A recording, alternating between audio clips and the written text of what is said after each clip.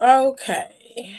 So, welcome back to the show. We are doing Midwest Melanin Mafia today. Once a month, I will get everybody together to do Midwest Melanin Mafia. I hope all the other guys pop in, but Nicole is here. Britt's supposed to be coming later. If not, I promise they will be here next month. I will do my best to get everybody here next month. All right. So, we're going to talk about we're gonna go over Trey Miguel's situation. We're gonna talk about a little bit with WWE on Real. Nicole, your TV's playing in the background. Oh, my bad. No, it's cool. There We're we gonna talk go. a little bit about WWE on Real because I haven't seen it yet. We'll just go over it really quickly, and then we're gonna go into the main topic for today. So let's talk about Trey Miguel. So he was supposed to sign with the Rascals. They were supposed to be signing all four people as a group to AEW. They decided to collectively leave TNA. Desmond and Mosial, who watched him in NXT, knew him as Wesley. He was not signed to TNA. He was just working on a pay per day basis. So when the contract came up for AEW, they all went and signed.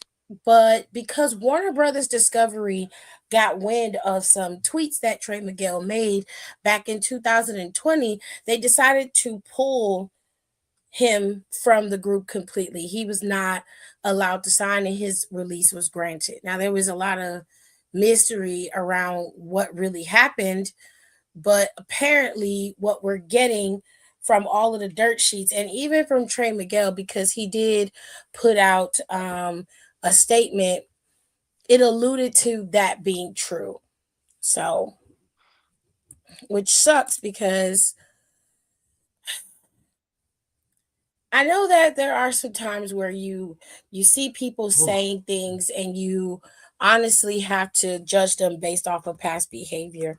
You have no other points to come from. But Trey Miguel has changed and grown up, as you can see. And most people who commit those types of infractions, especially when they believe what they're saying, they're not going to change what they're doing. They're going to continue to make those statements and continue to obviously be problematic, which that's not true with Trey Miguel. So I'm going to show you guys what he said on Twitter because he did have a statement that he put out earlier that he said um, he was released, he was out of the contract, he didn't want to be sent anything, and that he was taking a break from wrestling, but he wanted people to support the Rascals.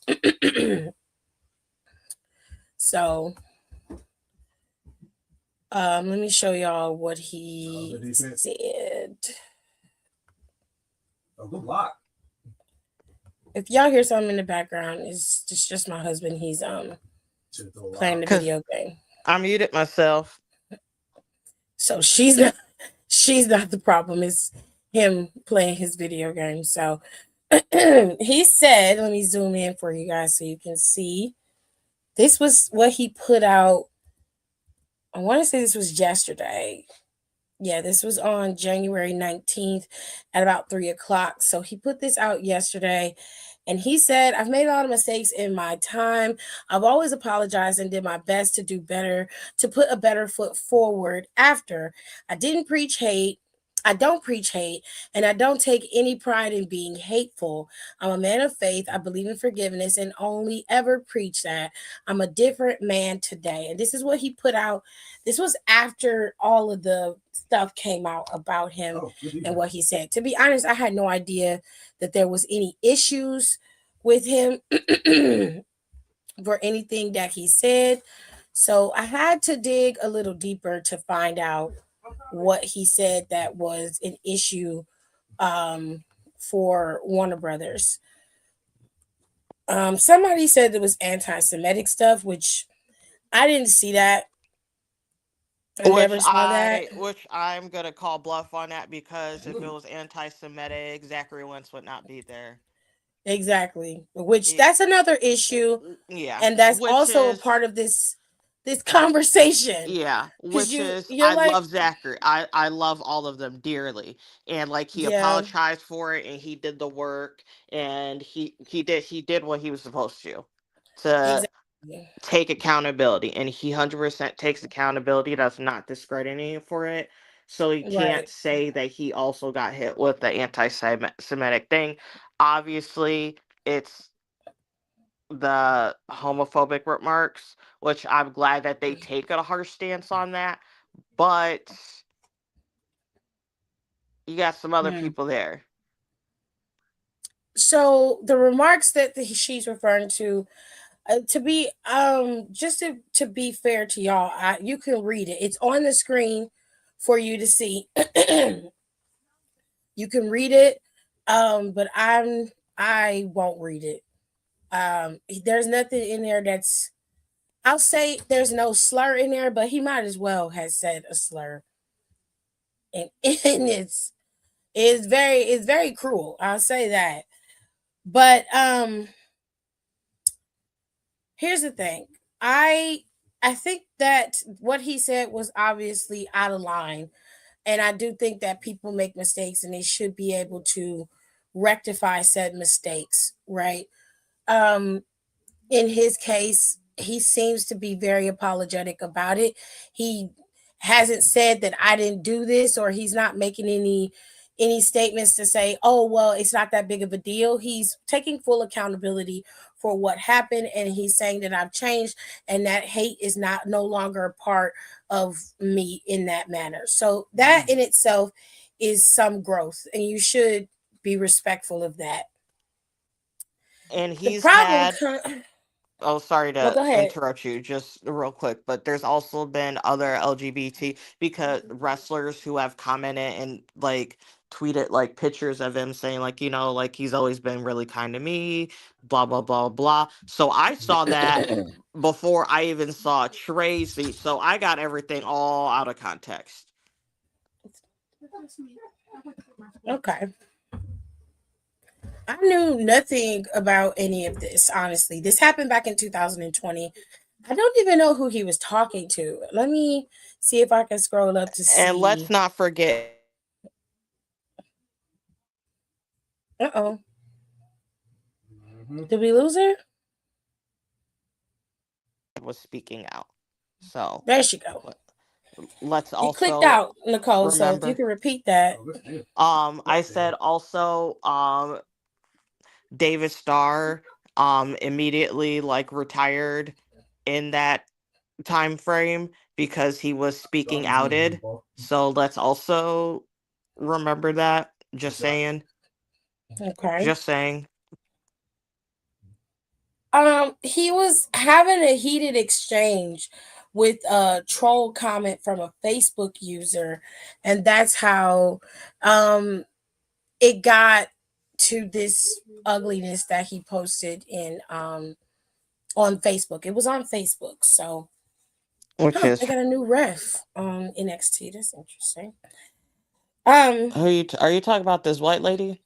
I ain't never seen her before. She refs.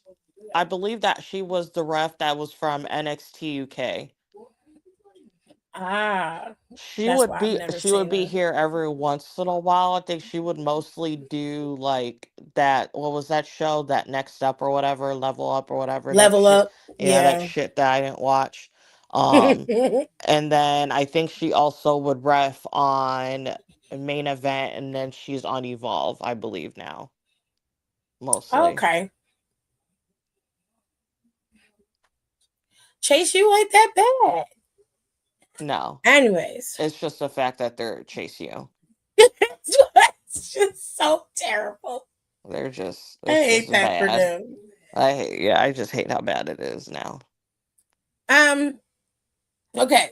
So this situation baffles me a little bit because you got some key factors here that nobody is really talking about.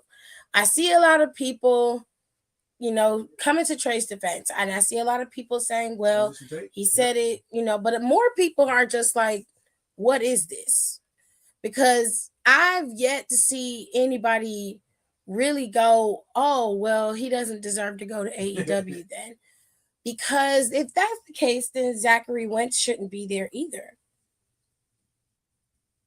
Given the state of things where we are right now, and this is no shade to Zachary, like Nicole said, we were riding for you, bro, because we know why that happened or why all that stuff got leaked in the first place. Fully understand that. But it is a situation of he was just as bad, if not worse. So what are we really talking about? Or is there something that we just don't know about? And not only that, you've got Darby Allen there, you've got Sammy Guevara there. And I know for a fact some of them niggas backstage that's that's OGs that said and did some shit that's absolutely disrespectful. Speak on it. I'm just saying. And then I saw a lot of y'all like, oh, well, AEW is LGBTQ positive. Okay, well, then I have a question. Somebody tell me where Nyla Rose is. And why, when they gave her the belt, did they not defend her and protect her when she was the one who was the champion? The fans, their own fans, were disrespectful to her. They attacked her. They called her every name in the book. And I heard nothing from the establishment, nothing from AEW execs, nothing. You heard nothing. But now y'all want to act like, oh, well, we support the LGBTQ plus community. Do you? Or do you do it because it's performative? Do you do it because it's convenient?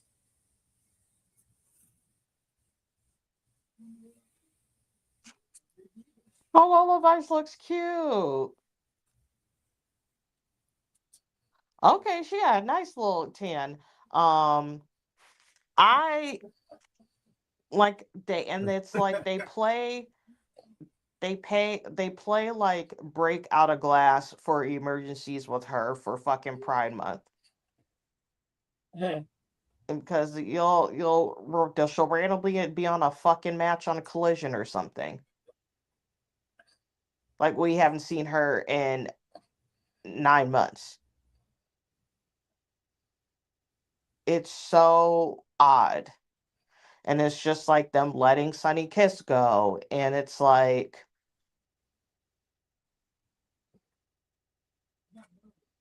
they do kind of do stuff with Anthony Bowens. Well, yeah, that's easier. I think it's because he's a man. It has a lot to do with him being a man. And him not, I hate to put it like this, Here we go. because he doesn't have the atypical gay man built that people have in their heads. So he's not effeminate. He's just gay, but he Yeah, still looks like like a he's gay. straight Like man. obviously, like you could tell he's gay, but he's But he's not. just effeminate enough that it doesn't make reserved straight men uncomfortable. Wow. That sucks. And I hate that for David Bowen.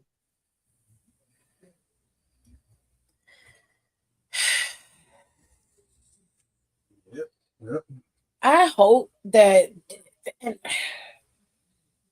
something doesn't feel right. And even in this explanation, it doesn't compute for me. I don't know what exactly is going on, but something ain't right. Something ain't right. Um, I know Trey because Miguel will be fine, but something just ain't right with all of this. because that's the reason the Briscoes, may he rest in peace. That's a reason why the Briscoes were never signed as a tag team. Old boy, God rest his soul, once he passed away, that's the only, that on top of him being by, yeah, just him being by himself now. that got him that job. Not just like, the whole storyline shit, but no, like him Yeah, because you're hype. just as a character wrestler, whatever. Jesus So that Christ. that was always going to be a window for him. That's like a Santana back to TNA. Ortiz ain't ever gonna go back to fucking TNA. Let's be for real. Let's be all the way real right now. Yeah, I'm just saying. Sorry, got my hands up like Trey. Just saying. Just saying. I just need people to grow up. I understand people having issues, but some of y'all need to check y'all tweets. Because, like I've said before, once I start transitioning into my other career, I'm just getting my shit scrubbed off the internet. I'm being dead for real. There's nothing I could do. Everything I done said is on video. You can So, get that shit scrubbed if you're smart, if you're either know enough how to do it or you pay someone enough money to do it. and quite frankly, I'm not really afraid of anything or anybody. And I'm not afraid to be canceled either. I've never said anything to be egregious to the point where I feel like I have to remove it from the internet. Is this I can chicken stand. cold? I'm about to fucking lose my shit. I can't with her. I can stand on what I said and take accountability for it and move forward. But I'm not. I've never done anything or said anything like what Trey or any of the other people we've mentioned have said or done. But at the same time, I could understand how you pissed off, you're angry, people are pushing you, and you say something that you regret. Um, it's funny how it's funny how now everybody wants to hold people accountable, but it wasn't too long ago that Hulk Hogan was caught on tape calling his daughter's husband the N word repeatedly It was her until the day he boyfriend, died. I think. Yeah, I think she married him. No, I think she married somebody else. She married somebody else. Yeah. It wasn't that long ago she was calling this boy she was dating the N word. He then doubled down on the shit, and then he tried to backtrack and apologize. And y'all gave him a pass. Black people, white people, everybody. It was like, oh, well, he's Hulk Hogan. Okay. So I see that forgiveness is conditional. It depends on who you are and how you're seen as to how you get treated when you make mistakes. I got it. With that being said, good luck to you, Trey. Miguel, I feel like this ain't gonna be the end of the road for you. Um, it's unfortunate, but you live in your truth, you take accountability, and you keep pushing forward. That's all you can do. I promise you, in T minus 10 seconds, people will get over it and be obsessing over something else because their attention spans aren't long enough to stay on it. With that being said, we're going to move on because WWE Unreal came out today and everybody's talking about it. And to be honest with you, I have not seen one episode from WWE Unreal today. Haven't seen it. Didn't know anything about it. I forgot I it was have coming on. surprisingly watched it because I was the one who was the least likely to watch it. I forgot it was coming on. I forgot too because I remembered, I think like on Saturday or Sunday, and I was like, "Is that show out already?" Because I thought it was out already, and then I saw it's like, "Nope, was not out already." And then I was like, "Oh, the 20th," and I had to like pay a bill today, so that's literally the only reason I remember I like correlated with it. And then when either I was like on break or something, I saw like a Mm-hmm. tweet about it, like a tweet or like an Instagram video or some shit like that. I was like, oh, Right. that is today. Oh, it was about I Naomi. And I was like, oh, I'm oh, you saw the watching. tweet. I wanted that was one of the main reasons why I wanted to watch it was because of what they showed about our truth and Naomi. I really wanted to see that. The other stuff I didn't really care about. I don't really care about Seth's big Because thing I because said, we why they figured had it all the black out. people in one episode? Oh no, they did not. Their story did correlate, but they had Naomi and our true story on the same episode. Why did they split them up? I I don't. mean, the big chunk of their story on is on their episode. Is on that, but then Hmm. his continues on. And then we kind of don't hear from her for a second. Then his continues on into the next episode a little bit, and then I guess on either the episode I'm watching or the one after it, she's gonna get recycled back in. Okay. Well, that's not bad. Right. That's not bad. So, how many episodes is it this season? 5 episodes. People are really upset that they're still doing WWE Unreal. They don't I like mean, it. They feel like I don't like it that much, but it is what it is. Like, it's I'm honestly, of the it's good content. I Don't think ask when me they about the first detail how episode. they're doing stuff, I that part I don't think they should. But I do think the stories like when people like when Naomi gets pregnant, I think that's something you should have on WWE Unreal. I think that our true story should have been on WWE Unreal. You should be very selective about what you put on this. It can be good reality TV in terms of allowing people in to spaces, especially when it's like it's the beloved superstars, the ones that don't really get the shine they really deserve. Some people like Chelsea, people like Naomi and our truth, they get to have another side that we get to watch. I don't think I should know the process of how they were able to pull off certain things. That stuff I don't want to know. I do like knowing some backstage things. Like I really enjoyed the first season where they explained Gorilla. That part I really really liked. But I don't really care about Seth and Becky lying about his injury and then he, doing another heist. That's nothing that I'm interested in. We found out that it wasn't real when he dropped the cane, the crutches. So we we got it. Oh yeah, vomit. But other than that, I do want to see what Naomi was talking about. I am curious, and I want to see what Art Truth was talking about.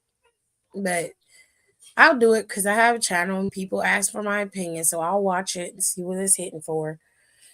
But Britt's Fucking here. fucking road dog fooling about Oh our shoot. truth. I said, nigga, you don't get the fuck out my face. But that actually is our truth friend, so I won't be any more disrespectful. But I'm watching you, sir.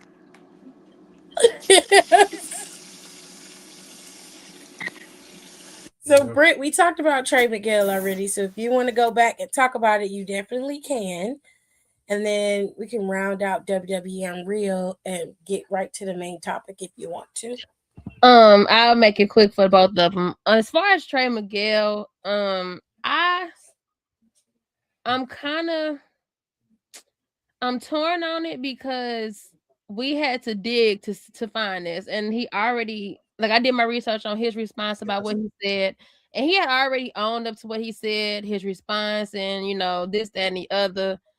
My thing is, if you are somebody of some type of status, fame, or what have you, please go through your social media and delete. There are ways to go to Twitter, there are ways to go to Facebook to type in keywords and old tweets and stuff will pop up. Just delete it because that's anybody, if they get any type of fame, especially with pro wrestling, because you have racists, you have people who are homophobes, stuff like that. So you want to make sure your stuff is clean so nothing will come up. Hello, what's that one dude name? Brian Kendrick. Something came up. He was supposed to sign to AEW. That stuff came up, gone. So you got to be careful with your social media. He Make the got right. fired and fired on the same day. That is diabolical. Exactly. The second it was announced that he was all elite, somebody said, "Oh, check this out. Y'all didn't know he said this." And then bam, he was gone, wiped clean from. I think he actually had a match, but on either Dark or the It one was of the supposed to main be on like shows. it was like supposed to be on Collision or Right, something. and It wiped Yeah. wasn't the clean. main show, but it was like right below. Right. What? So before Collision, but what was the name of the other stuff? Was it always Collision or Yeah, it was AEW Dark? Collision, AEW Dark. There was one they used to have on Fridays. That one, Revolution. Was it Revolution? Mm, I can't remember the name of it, but that one, It was Revolution, I think, because that was Revolution. Punk's show, right? Right, right. no, he had Collision. He, so it was always Collision. Fridays was Collision. It was Rampage. Rampage, It was Rampage. Oh, that's what it Rampage. was. That's it, It was Rampage. Rampage because Because Punk was Rampage would on film Collision. like after Rampage would film after Dynamite, Dynamite, right, Correct. and then right, Collision Right. was his actual own show. right. That was the one Punk was helming, and that was the one that you watched. You said you preferred Collision That's to right. Now I Rampage. remember because I That's was like, it. it's something I watched That's right. Yeah. because I They used to made only that watch Collision for a minute. I didn't even watch Yeah. Dynamite. I didn't watch Dynamite for a few months. they made that That was official true. with Punk signed to AEW. But Right. me personally, I They also had Tony Storm a lot on there when she was Yeah. They really did. getting into her gimmick. Yeah. yeah. But me personally, and now if this was above Tony Head, completely different story. I get it, whatever. Now that's why I'm torn because they can tell us a story and we can go with it. But like I said, if it was on Warner Brothers to make this decision, which I find it extremely weird because you still have people on that show who's done worse. So I don't True. know if I believe that 100%, but I do hate it. I'm glad he did come back to address it, which he already did that. So I hate that he had to do it again. But just chill. Go and do what you gotta do. Go start a farm, a garden, or whatever. Come back. I guess I don't know who would sign him. I don't know, but I hate the situation.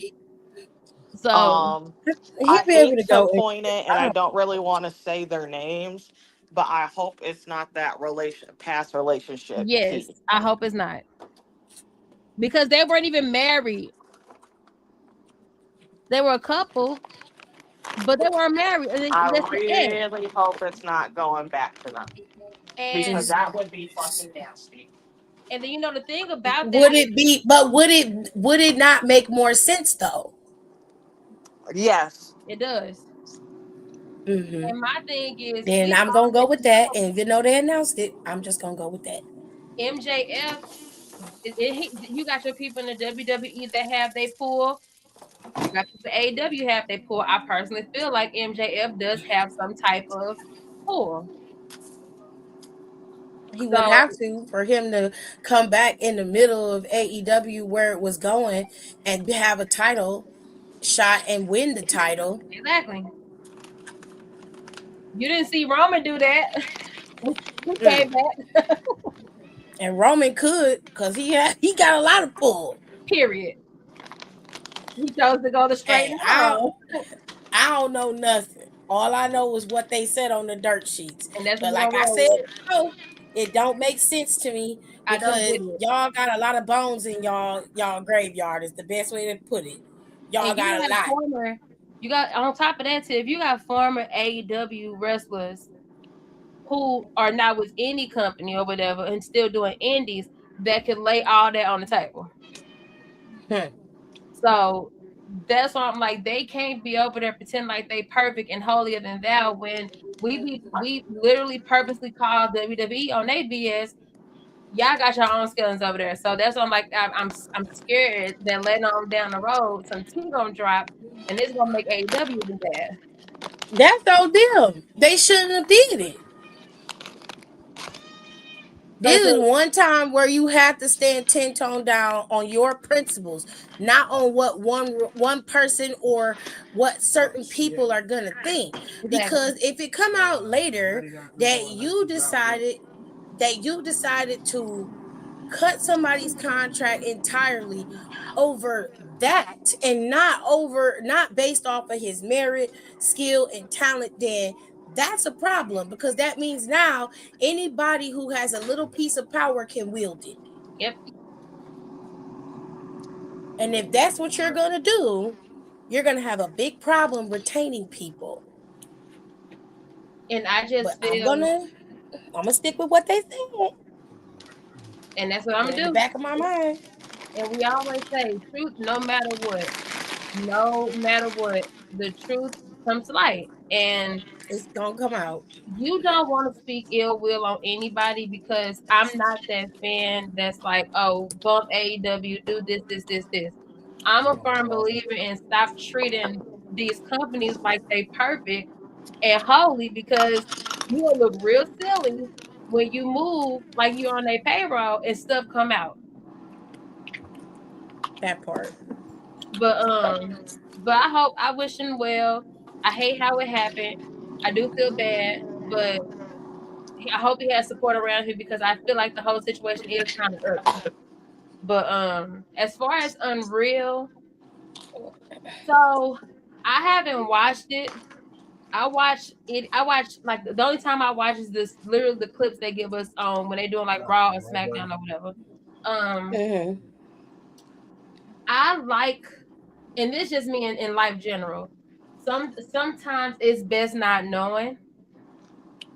So that's one of the reasons I'm choosing not to watch. Now I do like that people love it, because it reminded me of AW Access. The only difference is the WWE is breaking that fourth wall fully than compared to what AW did with their backstage show. Um, the only segment from this season so far that I don't necessarily like that they showed us is how the whole thing with Seth knee. Like Seth has had a couple of knee injury ankles.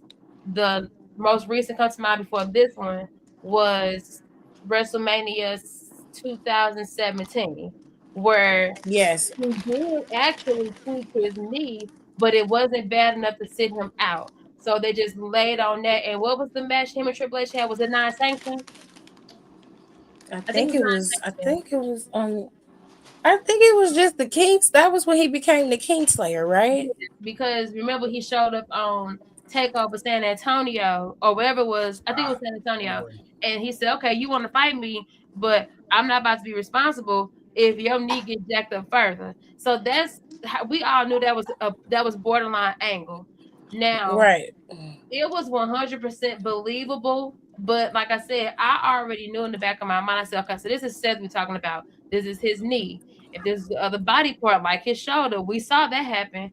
I said, I don't know if this is real, but I'm gonna roll with it. I said, watch, he gonna come out and it's not gonna be real. And Unreal just pretty much verified what we pretty much knew.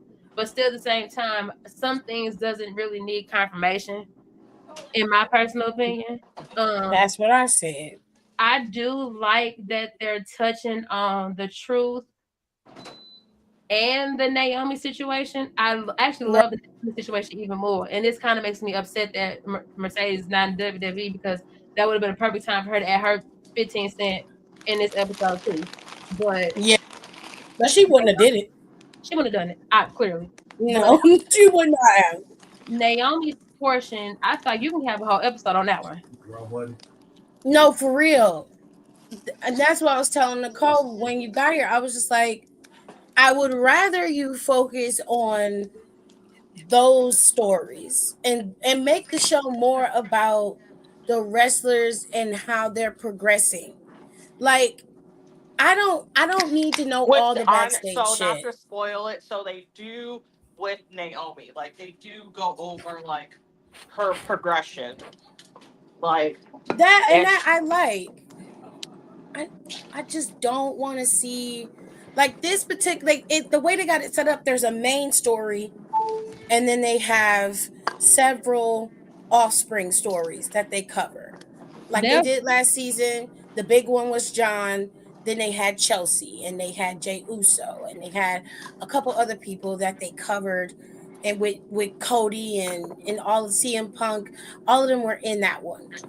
And then this year they've got Seth as the central focus, and like most of them don't even want to do the show. Like Seth was like, I don't want to tell y'all nothing. I don't want to do it. And And what I also like about Unreal is the preview for this season. Like I have to give them credit because they are doing a good job blurring the lines about how certain people backstage feel about it. Because I genuinely believe that Paul Heyman does not like the idea of it, but he rolls he with the punches. doesn't. He doesn't like it, and he makes it very clear. So that's why I have to give them credit because like I said they do a really really really good job blurring the line.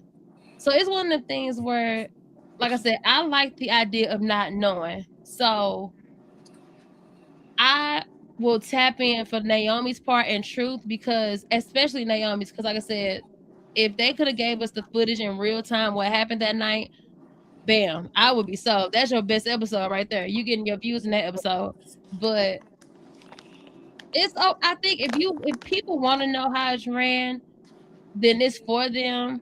But if you're like me and you rather not know, because I do like not knowing stuff, a lot of stuff shouldn't be my business, then you pick and choose. You can watch the trailer, you can watch the clips they give you, but you don't have to tune in. So I purposely ignore it every time I go on Netflix and see it. So like I'm not watching it because I like not knowing certain stuff. So yeah. I'm in the middle. I like knowing.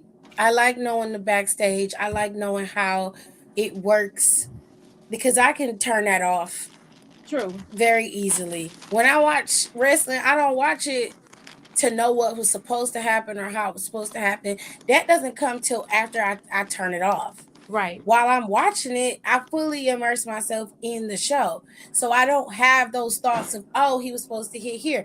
Oh, he was supposed to step there. Occasionally it'll come up because of course you can't your brain is gonna do what it do, right? And But that's the 99% of the time I'm just watching it. I'm just like, and okay. You know that's who the has thing that about problem the worst, and I feel so bad for them? hmm. Is Hmm. Alexis. Oh yeah. And because she's so technical, so she notices everything. Yeah. It's hard for her to dip out of kayfabe and into reality. That's difficult. And I understand that for some people, which is why I say instead of getting mad about WWE Unreal, just don't watch it. Don't watch it. Yeah. You don't have to watch it. And that's that. And that's going back to what you said a couple of minutes ago, Tiffany. That's one of the downfall, one of the cons of being an adult wrestling fan, because you have to find, even though we know the format, we know from A to Z how it works. You have to find your way. You have to find a way to become that 10-year-old, 11-year-old fan as a 30-something-year-old person. Because me, I had to stop. It took a couple of years. It took the pandemic. It took me that time frame. Like Brittany, stop trying to figure it out. Like stop trying to analyze. Like be a fan instead of trying to figure Right. out what's gonna happen with this, if Roman gonna do this, if Seth or whoever gonna do this, like little stuff like that. Because it's for like I CM still Punk, do that. You know I how it's still interesting? hard. It's hard. I got so mad. I saw Seth on my TV. Even though I hadn't seen him in my TV in months, I'm just still so fucking mad at him. I muted. Oh, I have no idea what's going on with him. Anytime him and that lady pop up, I mute them. child. I can tell y'all how to do it. If you want the best of both worlds, right? You want to know about the backstage stuff because it interests you, but you still want to be able to have that kayfabe interest in wrestling, where you are able to set aside what you know and just focus on what you're watching. It is the same way you sit down and watch movies and television. You know full well that what you're watching on TV, in terms of a movie, if you're streaming it at home, or a good TV show, is not real. Right. But because these characters are on television, You are able to immerse yourself in the world that they're presenting. So you're not watching it to overanalyze it. You can do two things at the same time. You can analyze what you know should happen or how it's supposed to go, and you can still watch the show and immerse yourself in it. Now, if it's a bad show that week, then I understand you being checked out, Mm-hmm. right? But when it's good and you're watching it, you gotta fully deep dive in it. You gotta watch it like it's a movie. I scream this so hard every single time, especially when people ask you like, why are you watching wrestling? It's so fake. And it's like, yeah, I watch it just like you watch HBO Max yelling at Euphoria. You know damn well that Rue is not real. You know Zendaya ain't cracked out. You know she ain't doing that. But you don't care because you either recognize something in the characters in those stories, or you relate to them in some kind of way, or it's just good enough for you to be able to immerse yourself in it. And that's how you're supposed to watch TV. How I This is explain it to wrestling. people who aren't wrestling fans, I said it is just literally a soap opera where people beat each other up. That's Yeah. all it is. I said it's Yes. theater with I think it's theater and MMA put together. That's all it is. I said that's literally all it is. It's a bunch of theater kids who started fucking bodybuilding. And somebody told them, you know what? You could be a wrestler. You could be a pro And they're wrestler. like, what the Yeah. fuck is that? And I do, and I agree with you're right, Tiffany, because like literally, if I one of the shows most recent, I'm one of them people who love nostalgia, so I don't watch a lot of new stuff unless I'm forced to. But you look at two of my favorite shows, like Insecure, like I literally connect to these characters and get mad when people do some BS like Tyreek from Power. I really want to pull Hmm. that like my dude. You a kid. Yeah. What are we doing here? So I get it. I get it. I get it. Yeah. It's You all just one. have to it's just a matter of finding the one you connect with. Like I like a good face, but I don't like my face to be too goody two shoesy. When it Right. get to be like that, it irritates me because I'm like, I don't mind being on the good side, but if you fuck with me, I'm gonna punch you in your shit. Okay? I don't like my faces to be too of honor. I don't like that. And that's also a problem with WWE. You got too much honor with your faces. They need to have some grit to them.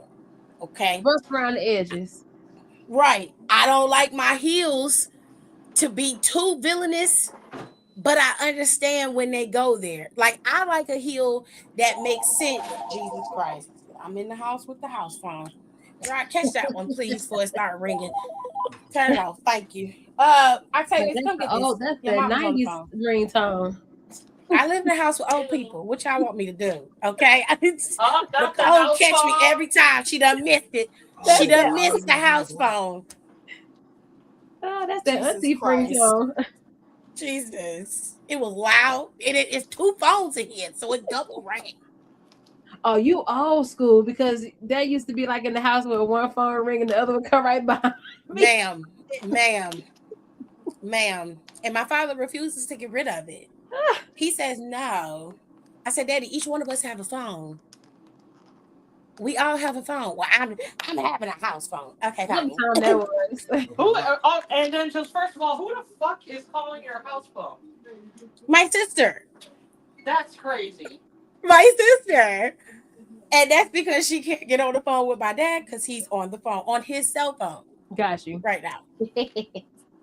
So she's calling the house phone. Now, I'm pretty sure she cycled through all of our phones. Let me check. Yeah, Pretty she sure she called did. me. Yep. So she called But the house phone. yeah, it just depends on how you look at it, how you interpret it, and just how what type of fan you want to be.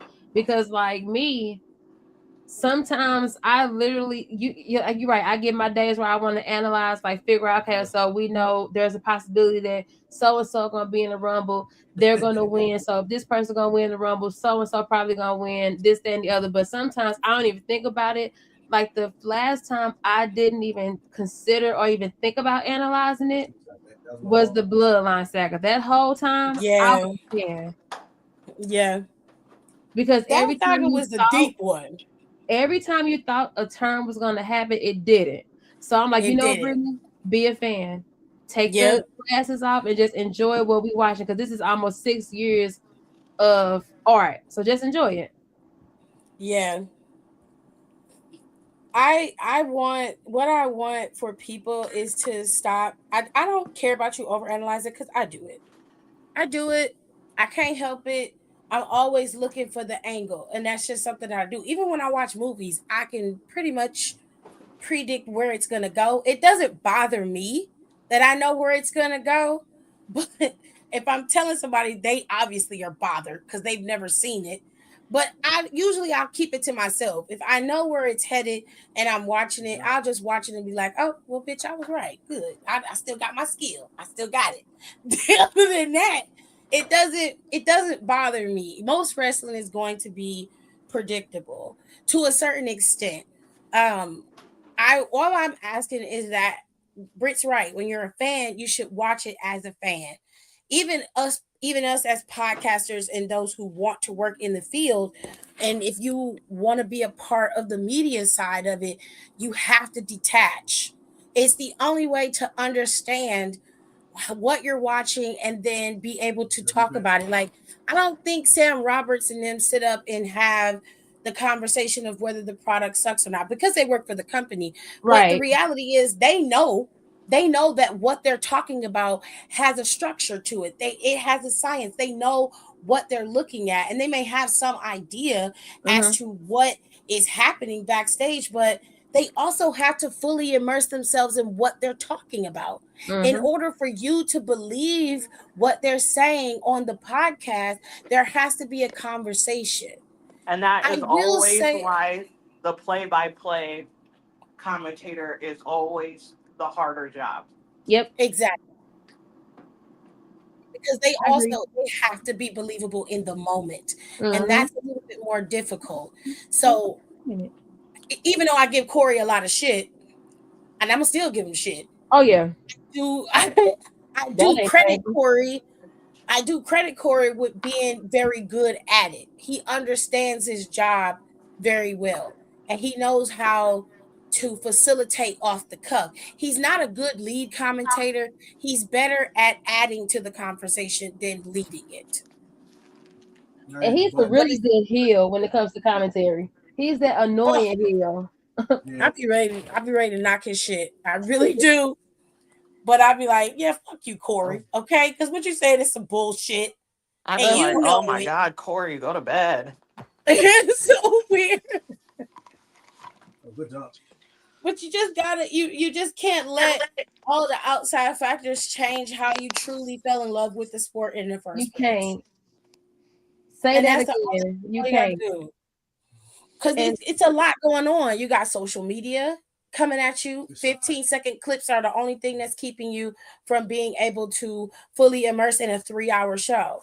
And that's another thing. To go into where we are, the state of WWE and how it's structured, it's very much based on trends and what's popular and how they can capitalize on that. yep. Everything is about that 20-second to 60-second clip because the attention span of the public is not able to hold it any longer, which isn't necessarily true. When you think about most of the YouTube channels on YouTube, streamers stream for hours on end and they're making good money, so their attention span isn't that short. But you got to do something to keep them there. WWE's problem is they're all about the current pop, pop, pop, pop, and not about capitalizing on the pop, but then turning it into something that has longevity. So we're going to talk about the state of WWE. Let's start off with the good things, how minor that may be. We're going to talk about the things we like about WWE first. Then we'll get into the bad. So, Britt, we're going to start with you. Nicole, you go next, and I'll go last. Um, the good, in my opinion, is what keeps you in the storytelling. I think, despite, and like I said, we're gonna get to the bad, obviously, but what keeps WWE afloat for the most part is the storytelling. You have to paint the picture as if we're there, so we can put it together and create what y'all trying to sell. Like, so we can buy what y'all trying to sell. Like, if you give me a story, I want to see it from A to Z. I want to see it end. Of course, you got certain storylines that end because of releases, injuries, and whatnot, but WWE still stands on top as far as storytelling. You cannot get storytelling quality anywhere in any other company except for the WWE. Um, I don't know if this is a good, bad, or in between, but when they're dedicated, it's literally on 1000. So let's go back, let's rewind back to when Cody came back to when CM Punk came back. That was consistently good stuff. And that lets me know, compared to some of the stuff we're seeing now, that lets me know that the WWE is capable of being consistent and dedicated to giving us a quality product. The problem is they all of a sudden just forget what they're doing and then just switch gears. So I think one of the good things is when they're dedicated, they are 100% dedicated to giving us a quality product. Um, Despite what people may say about all other outlets, the WWE is still the number one company in this world. Like, you really can't knock them down just based off what ESPN or what Fightful or anybody else say. Like, they're literally still the number one company when it's all said and done. And some people still have that goal to work for WWE, whether it's a wrestler or if it's actually work for them as far as a staff. So that comes with the territory. They've been number one since before we was born, and will they demise in our lifetime? Who knows? Sometimes it felt like it, but they still standing. Stuff still selling out. They still have the ability to sell out. They still have the ability to break attendance records. So that's it. And then I guess you have to tie in the mainstream too. And the mainstream is definitely getting bigger within the WWE. So I think that's where I am with it. Those are my strengths as far as how I feel about the company.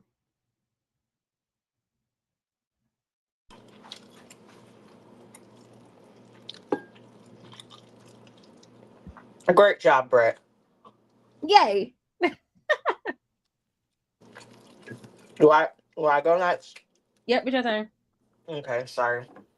I got rotisserie chicken. Anyways, um, the good thing is the women. Yeah. Yep.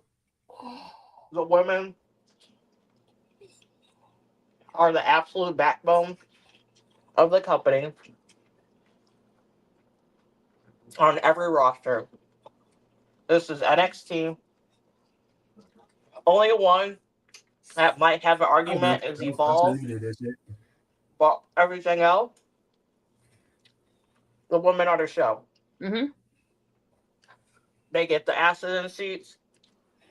They're interesting. If they actually do have a storyline, like if they actually have a storyline, it's probably actually good. Mm-hmm. It's just the women just doing the hard work like always.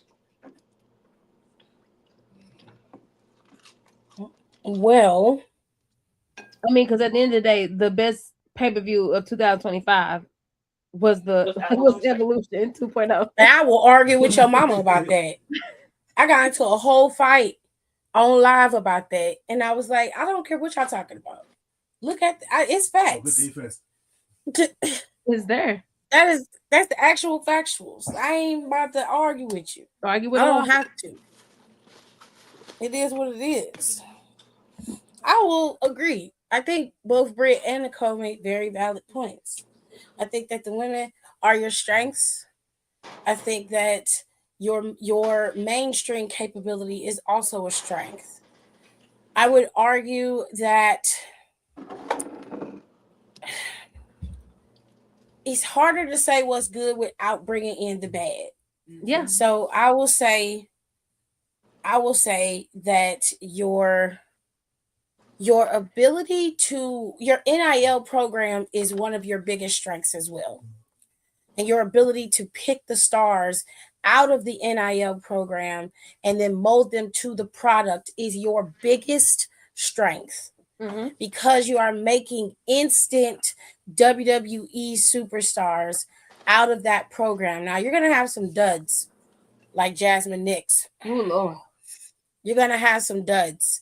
But for the most part, I can say from what I have seen in that program, you've got a lot of superstars who have come from that program and come in and turn themselves into mainstay people that either have future championship aspirations, company branding, or they're gonna be one of your premier superstars very soon. Yep. But y'all do have some bad qualities. And it's Do I probably go gonna be first? longer than the Yep, it's gonna be Okay. longer than the good. So Britt's going first, Nicole, I'm you go going- next, and I'll go last. I'm going to keep it at a minimum. I'm going to try. I think the biggest eye opener is, and this is like it's going to be a ripple effect. Unfortunately, I can't knock what Vince Jr. has done as far as the company when he took it over after his dad. The WWE wouldn't be in this spot if it wasn't for him. We get that. That being said, Vince is probably the heart of why a lot of stuff is happening as far as the bad in WWE. Vince knew that once the whole allegation thing came about, this, that, and the other, I said Vince is getting ready to do something. I can't tell you what it is, but I got a bad feeling Vince is about to do something that's gonna really show his true power. What happened? TKO. I said, okay, Mm-hmm. I see what's getting ready to happen. I was still in LA after WrestleMania, and the news dropped about TKO. So I said, okay, I see what's getting ready to happen, but I'm not gonna say anything. I'm just gonna let the ball keep rolling and see if my theory is right. And it is. I feel like as soon as he made that official, he said, well, since you all don't want me in this seat, let me show my hand, show my power, and show y'all what I can do. So if it does come out to be the downfall, you can't really blame it on me because I'm gone. I did my part. I sold, bam. So that being said, I think the biggest thing for me is the politics. Now it's kind of hard to not do that only because when you have a mother-in-law that's on the cabinet, they're gonna try to be involved some kind of way. Like let's call it spade a spade. We knew a long time ago that this family were Trump supporters. Trump's first run in office, the whole family is in there, and there's a picture when Trump was getting his head shaved. So we made the meme. All these people, about 75-80% of these people were stunned by Stone Cold. So we knew the deal. But I think because of this particular run with Trump, it's easier for them to be seen in public. So it's kind of hard to separate Triple H from Paul Levesque and this the political movement in general. So we know what Trump is doing. We know this. So it's kind of a bad look to see your creative director, this, that, and the other, in the White House doing this, knowing that his mother-in-law has suspended funding as far as Department of Education, this. So it's definitely a bad look from that aspect. I don't like to talk politics. I stay away from it. But I think that's the biggest thing. That's their biggest downfall to me right now is the political side. Second, with this TKO ordeal and with Trump in office, the WWE has shied away from a lot of stuff that meant a lot to them. Case in point, Kindness Cure, Pride, Black History Month, Susan G. Komen, breast cancer awareness, stuff like that. Once the ink was dried, some of that stuff started phasing out. Now, Kindness Cure kind of got quiet beforehand, but the rest of that stuff kind of phased out. So, they used to have, like, they had the Black History shirt, they had the Pacific Islander heritage shirt and all that stuff, but they haven't done that in a couple of years, and they're really not doing it now. Like, I'm still today surprised that they did an MLK tribute on Raw on Monday. So a lot of that is turning people away because we genuinely want to know, where do you all stand? Are you all in this ordeal because of Vince, of Triple H? What gives? Like, where do you all stand politically? How do you all feel about it personally or whatever? Obviously the big red thing, the big white elephant is the ticket prices. Now, they still sell out. So I don't even know how to even tackle this part. The shows still sell out, but the ticket prices is one of the things that is the thing I hate the most. Because I remember when I went to WrestleMania in Dallas, the one where Cody came back, I bought 2 combo tickets. You think I could buy 2 combo tickets today? No. The amount I paid for that, I can sit up in the nosebleeds at the very last row of the nosebleeds at WrestleMania if I want to go.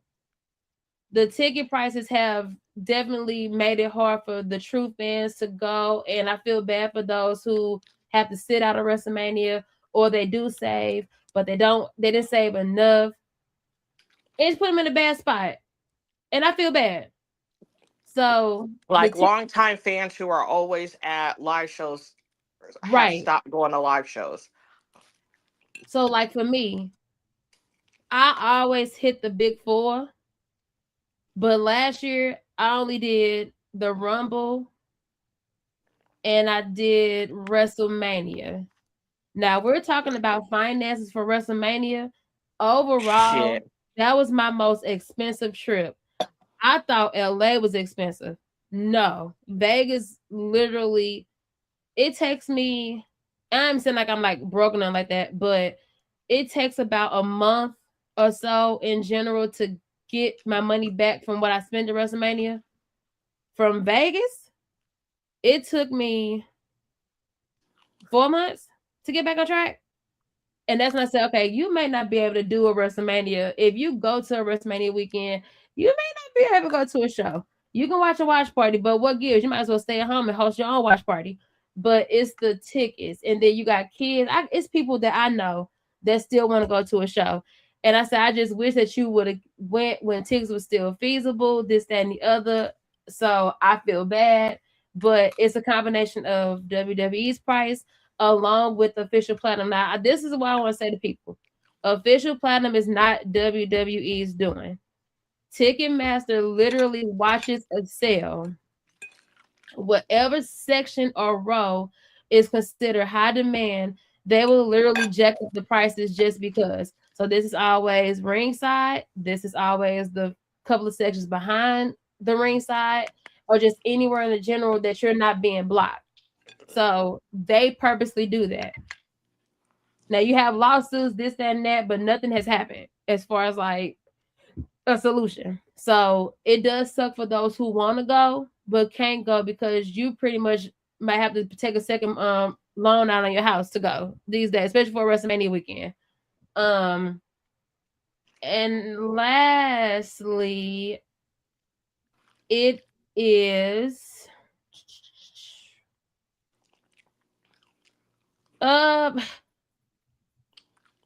the for every 2 good shows, there are like 10 bad. Going back to what I said about the good. When they're dedicated, it's top notch. It's bar none. But when they just throw a show together, it's bad. And that's probably one of the most frustrating things I have with WWE. You all can be good every single week. It doesn't take the announcement of a 3-hour show. It doesn't take the announcement of Raw moving to Netflix for y'all to give us a solid product. You all gave us 6 years of a consistent storyline. And after that story, gave us at least a year and a half of solid quality work. You can do it. You're capable. So for the life of me, I don't understand why it's not a consistent thing. And that is the one where you get that frustrated and you scratch the side of your head like, oh my God, like you all can do this. Why do y'all do the boring stuff or the stuff that doesn't make sense? You all prove that y'all can give us a quality, consistent product. Why be lazy? Lazy. That's the word I'm looking for. Lazy. Lazy booking. That's it. And that's my bad altogether.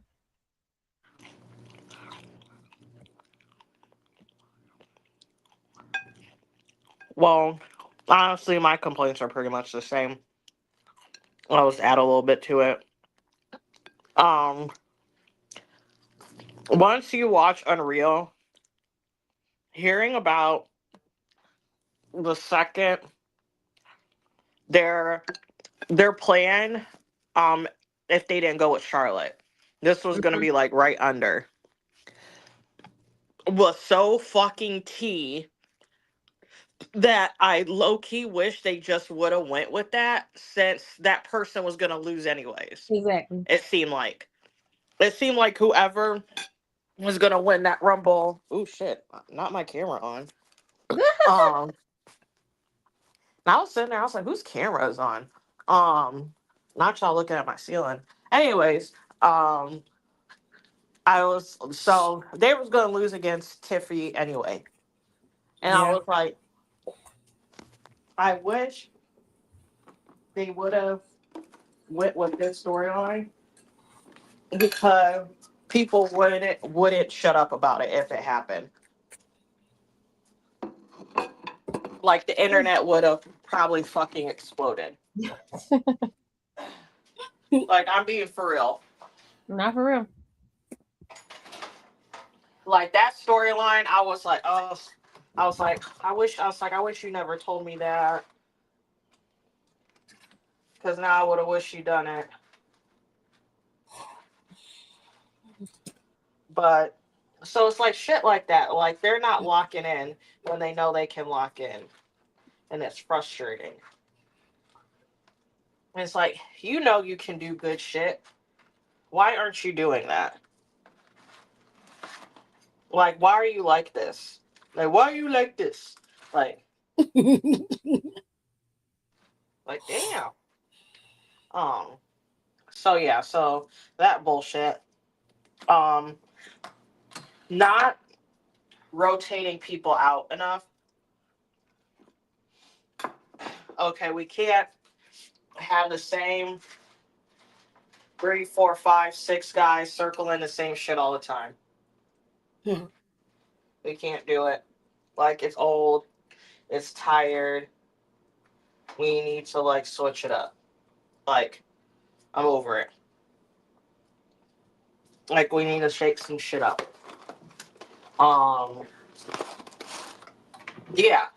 And have more planning with the titles. My thing is, right now, my biggest gripe is, yes, I'm happy that the women's tag titles are relevant now, but I feel like they're only being made relevant because of Rhea.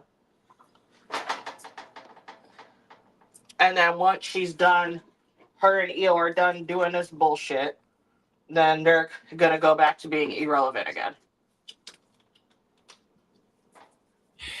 Like they don't know how to like I agree with move that. on from shit. Like Becky being champion again. It's like if I gotta wait till fucking WrestleMania for um that lady's everybody's favorite wrestler to fucking beat her, I will lose my shit. But I know that's probably what's gonna happen, so I just better make peace with it. So, It is what not it to is interrupt at you, this point.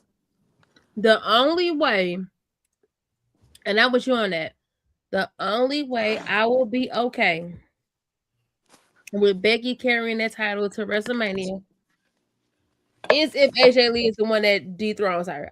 That's the only way I'd be okay with it. That's what Because she meant by everybody's Yeah. favorite wrestler. That's what oh, she you don't meant. want AJ to win? She I just don't don't care. want to I just wait don't. till I don't call her by her WrestleMania. name half the Gotcha. time. I just don't. I just don't call her by her name. Gotcha. She don't think it should have to wait until because she We feel like shouldn't that's when have they're gonna to, do it. but that's They what's gonna gonna wait happen. for Mania. Yeah. But and I think the only reason now I feel like we are gonna have to wait is because, like I said, AJ and Becky is the storyline, but we know what's going on with AJ dealing with Larry passing and stuff like that. So that's why it's actually a back burner. So now we're seeing that Okay. Natty is with Maxine. Now that feud has started. Maybe we'll see AJ soon, but I do feel like it's gonna be at WrestleMania. Unfortunately, I hate to say unfortunately, but yeah, that's when it's gonna happen. And it's just, oh my god, we need to. Naomi was the only heel turn that they did in proper sequence. We need to just pull the fucking trigger on people Yeah. that are Somebody else not, need to go heel. huh? Somebody else need to go heel ASAP. Yeah. Cody. Oh Cody. yeah, Yeah. without a doubt. Cody. Cody's overdue. I understand he's still gonna get merch. They're gonna sell. They sold the hell out of them fucking Bullet Club shirts, which Cody touched upon when he had Finn on his show. Mm-hmm. How Finn has feeded families. He's a father. They could put them together and create a new faction. Yeah. Doesn't have to be Bullet Club. I mean, Hell, Bullet Club is low key retired in New Japan, I think. yeah, they disbanded. They stopped it. Yeah, they disbanded. It's disbanded. Mm-hmm. Pick it back up. And you got God right there. I don't know, man. Mm. If I was in creative, because you got to, that's gonna take. That's like a bloodline type of story. You gotta take like a year and a half. That's a long. Yeah, Yes. that's a long. So I will be okay with long form storytelling when it's something like that. I'll take it. Start, I would love that. especially with um when Tama was like talking to Shinsuke in Japanese You Yes, you on peep. You SmackDown. I said, peeped. "Ooh, And give I'm she getting get me excited." real. Yes. Like honestly, if they do this story, I swear to God, I'm suing somebody. They gotta do it right. Yeah, like that's what and I would do because Rodock sucks at his job anyways. So I that's what I would pitch to Hunter. I was like, I would be like, Bullet Club is dead in New Japan. AJ retires this year. We gotta build Finn back up. which is working. It's starting to work because if anybody noticed on Monday, We got J God. Like we mm, got I'm pretty sure we throw enough fucking money at Carl Anderson and what's his nuts. They will sign again. you Cause think? them niggas love money before Child, anything. yes. She is not lying. That's why I respect them quite funnily enough because they make it known they do it for a paycheck. Can't even hate And a that. good paycheck at that. I can't even hate on that. If You the can money's you good, can never be mad at that. nope. Um, When they leave somewhere and they be on the rival show a day later, I know that's fucking right. get They your be coin. getting it back every time. I said, ooh, I said you already had a contract when that ankle was It was driving. ready. it was ready. The the only, but and I really think Shinsuke and Tama has the ability to be literally the feud of the year. The only way that's gonna work personally is if they allow both Shinsuke and Tama to be in that creative meeting because they have history beyond WWE. They would have to be a part of it. Let them do them, and you literally got feud of the year, match of the year.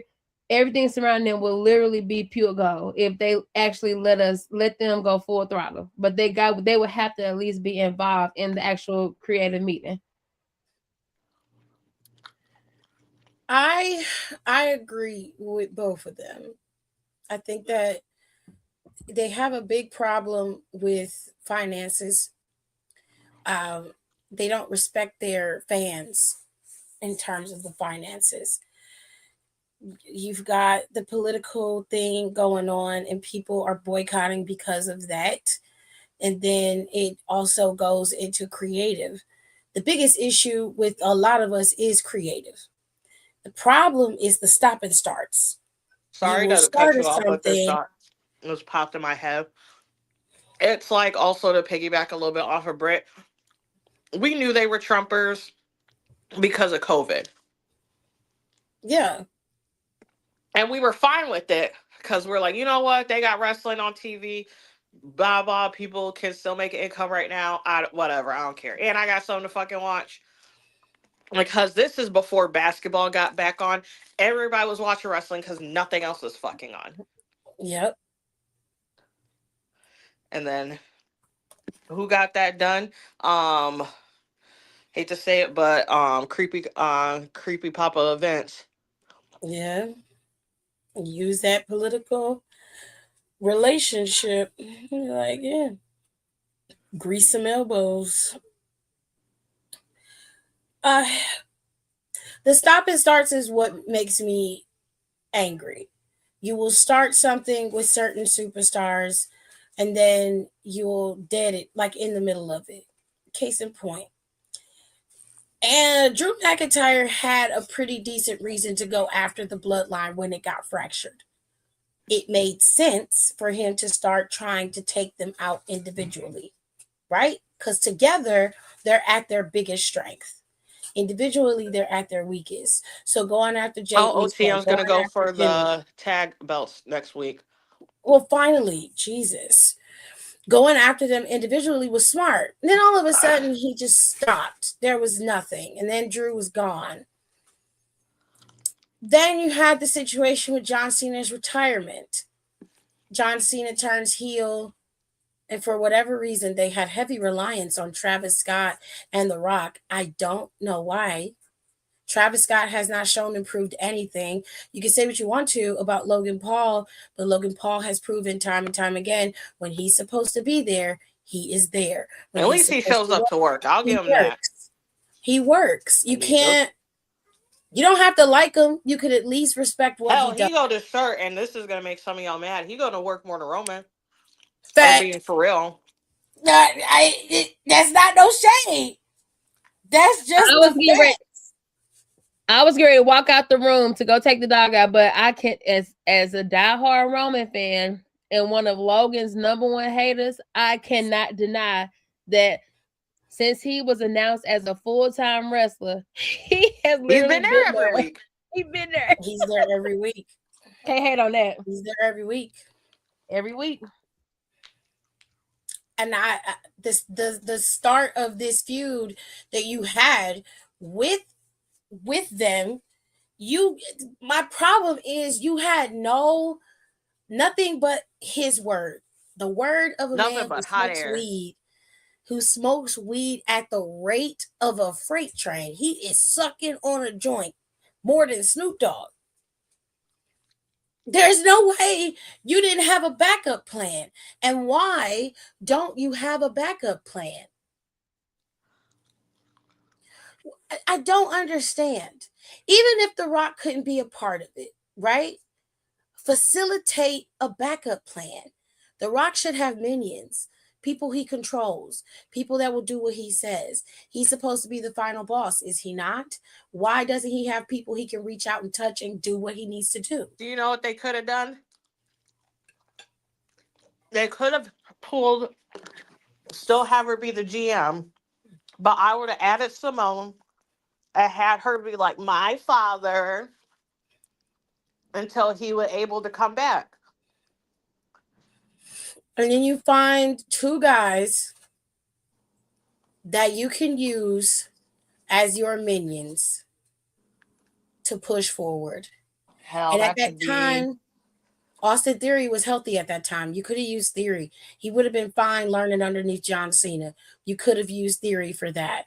I You could can't have think of used another one. anybody. Ron Breaker wasn't doing shit then. You could have used Breaker then. And that would have been really good for Bron Baker. You could Because have he'd be under the rock. Like, but him hanging yes. out with fucking Seth and Paul Heyman, the rock is different. Listen, you could have used Breaker and you could have used what you got now with the damn Vision when The Rock was there and had them. Because think about it. You've got you've got a full-on bruiser in Bronson Reed. You could have made this work. You could have shifted the narrative and kept John Cena as a villain until he was ready to turn. And it would have made sense. But y'all, it's like y'all don't know what to do when shit falls out the bottom. You're sitting there just trying to pick up the broken eggs. I don't understand. You right. I All would this have. time you've been. You're so. Now I'm imagining it because those Vision people. Oh man, I'm pissed. That would have been so good. I'm telling you. The Vision people with Simone as a mouthpiece and have her. Oh my god, you remember when Randy did those injury, this is old, but when he was doing those injury updates, Yeah. when he got injured right before his push, and they did those vignettes so they can keep him relevant, Yeah. I would have her talk like that. Okay, I see what you Just mean. very super kind of talking to everyone like they're 3 years old and she's a kindergarten teacher, just like super condescending but over, but like not condescending at the same time. Like they piss you off but you can't quite pinpoint what about them pisses you off so much. And it would have worked. I mean, because you could have shifted this so you had, even if you, let's say And then Nicole's have idea would work, and but if have you people couldn't like have them, Adam Pierce, and it would like yeah, be such a good visual because Adam Pierce, they will want to, or Nick, they or Nick Aldis will try to buck, and they'd be like, no, no, no, remember who he's my on the daddy phone. is. Right? If you can't, and if you didn't want to turn Ava just yet, right? Then you get an advocate. You get a concierge like you did with what's his name? Baron Corbin. You have someone facilitate the shit. Who's nasty enough to do it? Miz is there. Have him do it. Okay? Let him be the final boss's right hand and let him move without the boss's acknowledgement, and then you could have done something with that. You could have spidered off at least two storylines from just that alone, but you're not thinking. And that's a big issue for me because you keep doing shit like this and then you don't rectify it. You have no course of action to fix anything. Your women's division is in hell right now. I don't understand why you don't know how to make the women have storylines that are meaningful to the belts and meaningful outside of the belts. What is going on? But it'll work for certain people. That's the issue. And they do know how to do it and they do it, but it's not often enough. I don't understand it. I'm like, you've Because the got last good story was it Naomi? it was Naomi's heel turn and her winning that championship. That Um, was the last time that they did everything right. Everything they did with her, everything was right. And I hate giving them credit like that, but every single thing they did with her with all that was right. I just wish they would have I wish they would have played to it more the time frame that Jade Cargill was out. And that's another issue. When a bump happens in the story, you can't leave it stagnant. You've got to keep feeding the story. So while Jade Cargill was out, however minor that issue would have been, she should have been, you should have been getting video updates from her. Something. There should have been something. There was nothing. And then every now and then they would be calling, like, hey, I got some evidence. And it's like they came up with the evidence with Judgment Day on the fly. And I was just like, okay, so it's too many open ends when you do stories. You need to have a storyline board. Y'all got it up in the damn office. You need to have the risks on the other side. If somebody's getting injured, possible injury, because it is possible, how can we pivot this story to make it still work? All right, cool. Let's look at it. If the injury is minor, we keep her out for at least a month or two, maybe 3 at the max. This is how we'll pivot the story. You can't tell me that that's not something that can't be done. Because a lot of the stuff that y'all left open ended last year could have been rectified with just simple planning. You lack the ability to plan for things that could happen. I know they're unforeseen, but you also have to assess risk factor. That's business 101. You know better. It's just ridiculous. Then the way you book is so. I need you to be more conscious about how you book your talent. You're so busy booking for ratings and pops that you don't think about the long term of it. I don't want people cutting promos who can't cut promos. I don't want to sit for 3 hours and watch a person talk for 3 hours and there's no ending to it. It doesn't mean anything to me. I love Cody to death, but he's long-winded. And sometimes the length of his promos is what undercuts him as a face character. Yeah, because he be talking too fucking much. I mean, like, oh If my he was a god. heel, it would make sense. I'm like, It would Brandy, make how do you total live in sense. that house? Just, it would So make I total bet sense you if he was a Liberty be heel. yapping. Liberty look like she be yapping She already. do. I'm It's like, oh my it's it's god, not. there's no peace in It's that the way house. you got him structured, and he probably could do. He probably has some more wiggle room than most people, which sometimes you got to pull the reins. You got to, for the sake of the product and for everybody else's sake. I don't want people out there who can't cut promos. Brian Breaker, obviously, he is more than capable. Amazing talent. Athleticism is through the roof. But y'all cannot convince me that that man could cut a decent promo. I'm sorry.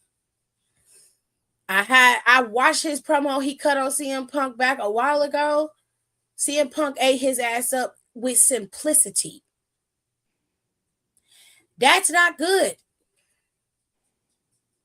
He's supposed to be your top guy. Paul Heyman is right there. And unless Paul Heyman is not willing to do it, he used to do it for Brock's ass all the time. At bare minimum, that's how Braun should be running around WWE right now. Can he talk for himself in some instances? Yes. But 90% of the time, that man has a hard time formulating his thoughts like that. He has a difficult time cutting that promo off the cuff.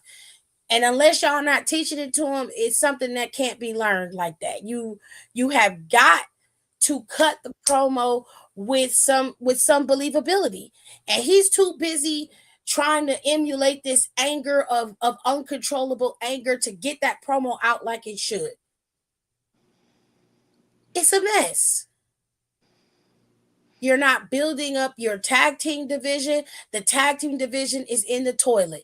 You're not solidifying it to make it so that that middle hour, when we hit that top of the hour, we'll have something that we can watch. We'll have something that we can focus on that ain't got to do with the fucking vision. I don't want to watch the vision all night. These shows is two hours, sometimes 2 hours, 45 minutes. We sitting up watching SmackDown for 3 fucking hours. Y'all don't have nothing going in the mid-card division. And then you do shit like what Nicole said, you lock the damn divisions up around 3 or 4 people. It just make it so it's unwatch. You don't want to watch it. You have to fight to understand what we're watching. And I'm just like, what is the point? Because if the whole goal is to make a storyline to head to WrestleMania, well, bitch, you fighting hard to not do it properly. Because where is the U.S. title in all of that? The men have the open challenge, which to me has been the best aspect of that U.S. title. The IC title is stuck on Dominic Mysterio. You got Dom playing 2 parts. Dom is the IC champ. He's the AAA champion. Title locked up. You can't get him to compete. As a heel character, he works. But in terms of the title and making it worthwhile, he's injured. He's been out. When is he going to come back to defend it? And he's going to drop it to? You haven't put nobody in place to be able to contend against him. And when you do, it's going to be some off-the-cuff bullshit that you didn't plan out properly. And if you did, you don't make it look like you did. On the women's side, those mid-card titles, you got the mid-card on Becky Lynch specifically so that AJ Lee can get it. I think that that's ridiculous. I think that's ridiculous. It's unnecessary. I don't have a problem with AJ Lee being there. Live your best life. What I do have a problem with is you also centering all of your shit around your OG wrestlers and centering around nostalgia and not pressing towards the future. The CM Punks of the world, the AJ Lees of the world, the Nikki Bellas of the world. They not gonna wrestle forever. Start building up your talent so that they can actually compete. And make it so it's worthwhile. Explain to me why Stephanie Vaquer is just now getting a formidable opponent in Raquel Rodriguez.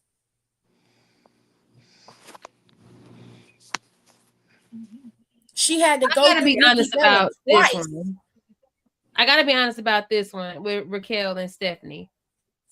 I don't too much care for it. I will tell you why you don't, but go ahead. I don't care for it because I've had this beef with Raquel in her NXT days. When she goes full throttle heel, it's just not believable.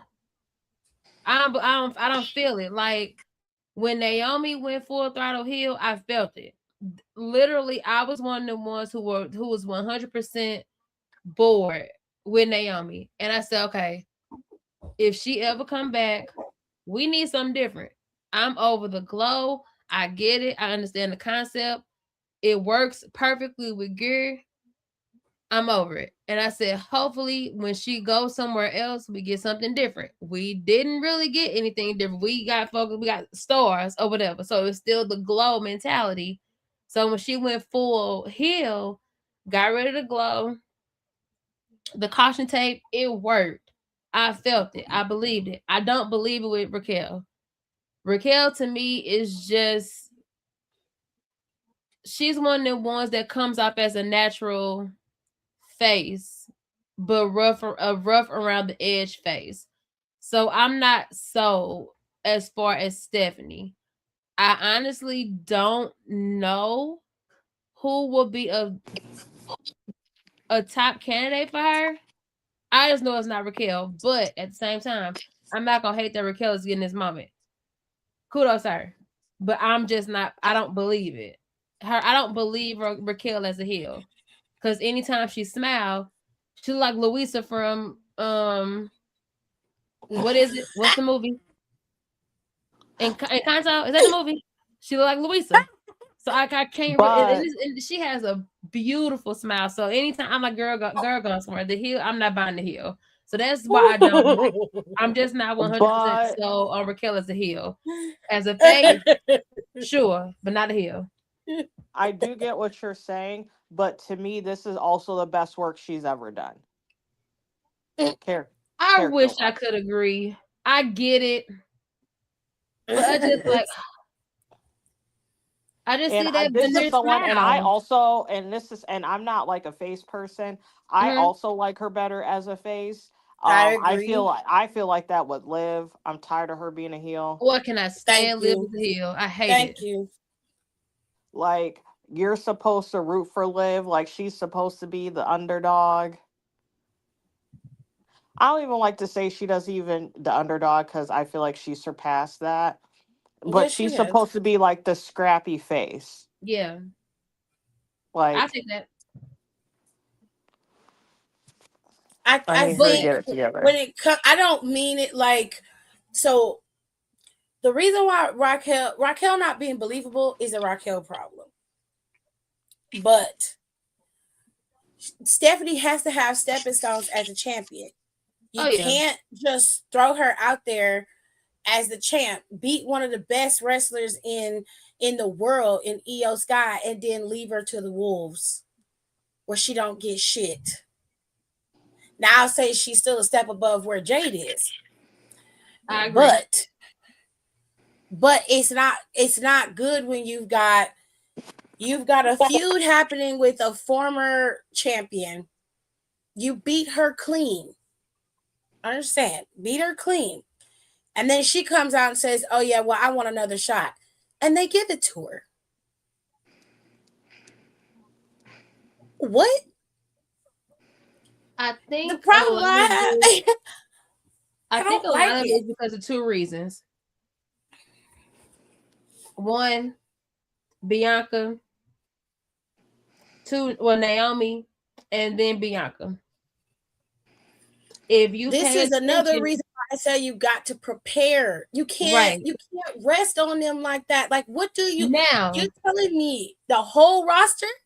Nobody's gonna be able to compete against her. The only person you could think of was Nikki Bella.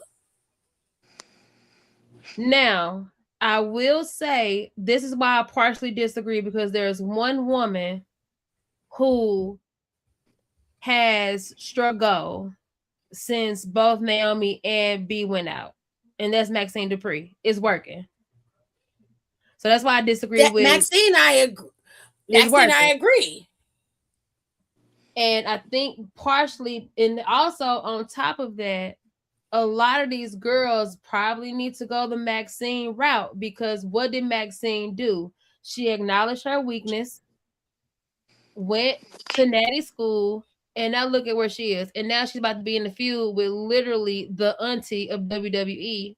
And that heel that she does, the with the braids going back, stuff like that, it worked. So I feel like if more people that is not your Bianca, your Charlotte, your Naomi, your Bailey, anybody like that, if they say, okay, if they want to see me as one of them, let me own my craft because a lot of it is also not on creative. It's on the wrestler. If they give you an opportunity and you flop every time, that's not on creative. You need to go back to the drawing board. It worked for Maxine, and it can work for anybody else that's waiting on their moment. Well, BFAB did go back to the drawing board and she improved, but But she she don't hurt. get the Yeah, but same she time hasn't that She's improved, hurt. unfortunately, yet. Like how And Mi Maxine has Chin is hurt improved. too. they're both Also, hurt. this And is I'm not saying pertain. they're This great. I'm not saying that like they need to be the next one. I'm saying they don't get the same. The improvement for Maxine happened also because Maxine was being used. So she's on TV wrestling. You see her improvement as it progressed along. BFAB gets one match, she gets beaten, and that's it. She's in the back for another month.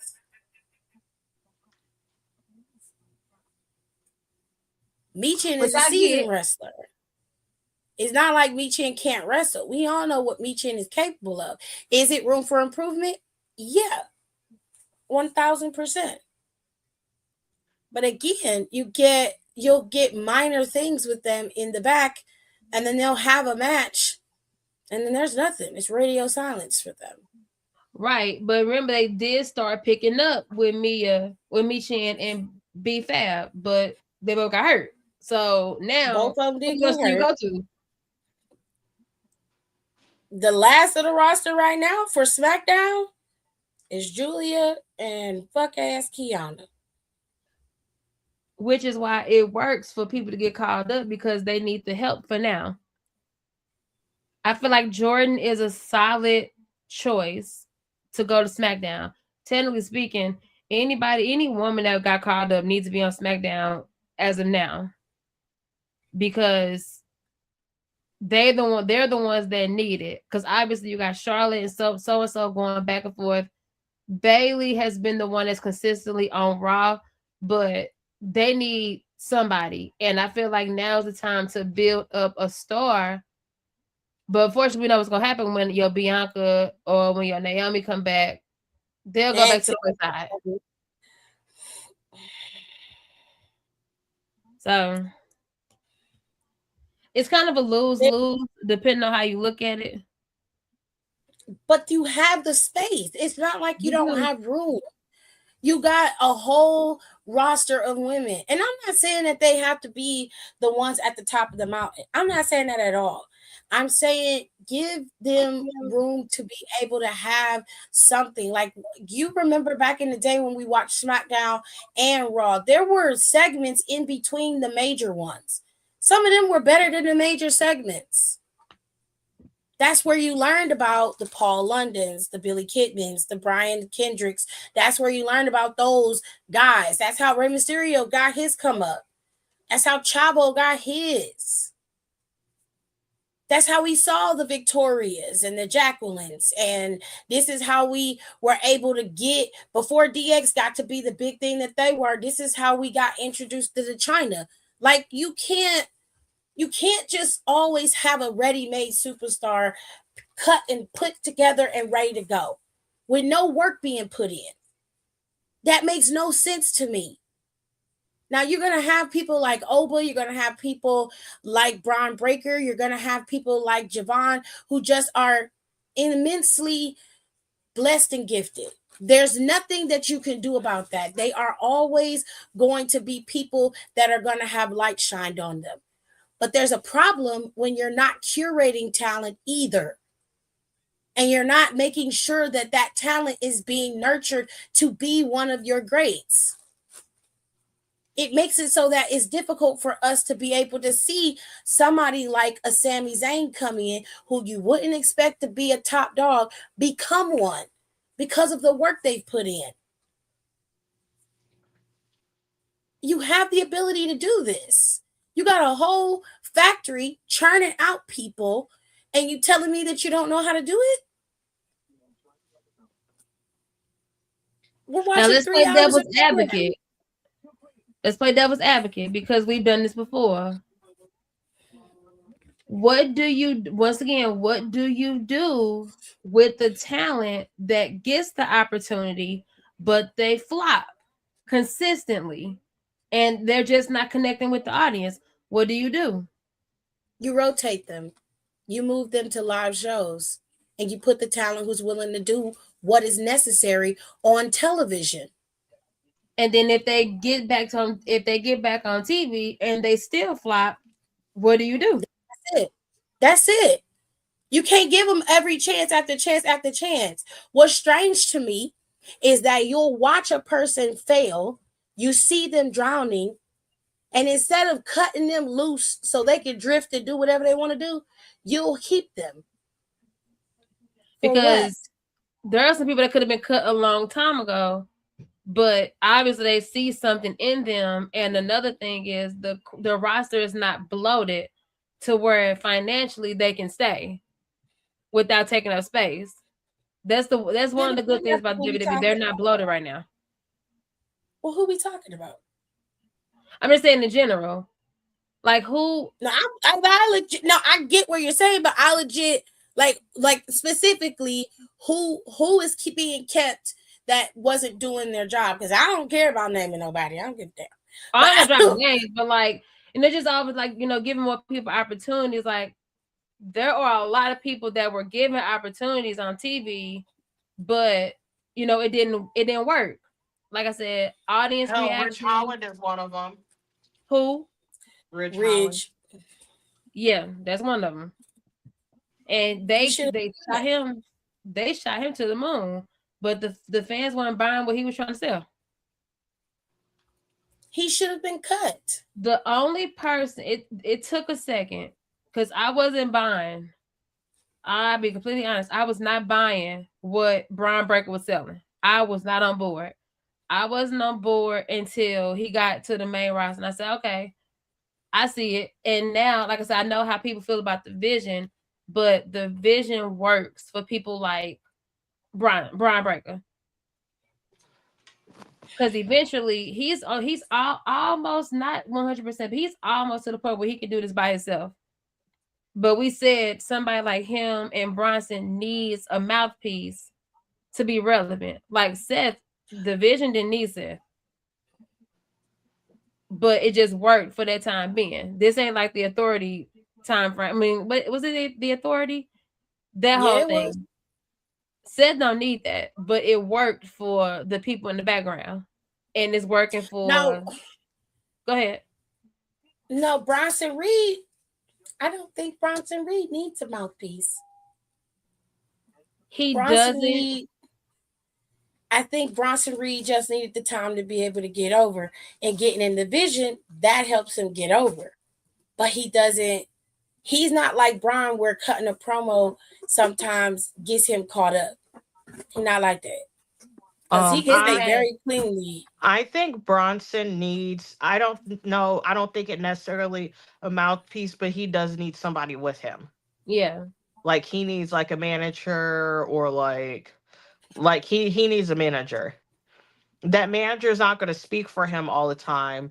They're just going to be like an affiliate. So I hate to use this person as an example. Like I'll use like a Don Callis and Kyle Fletcher for example. Fair enough. Like Don Callis talks for him and like advocates him, but Kyle Fletcher can also talk and he also does talk. Mm-hmm. So it's like I could do my own shit, but I'm just here because, whatever. It's just like an OG, like looking out for you. And they could do something like that with him.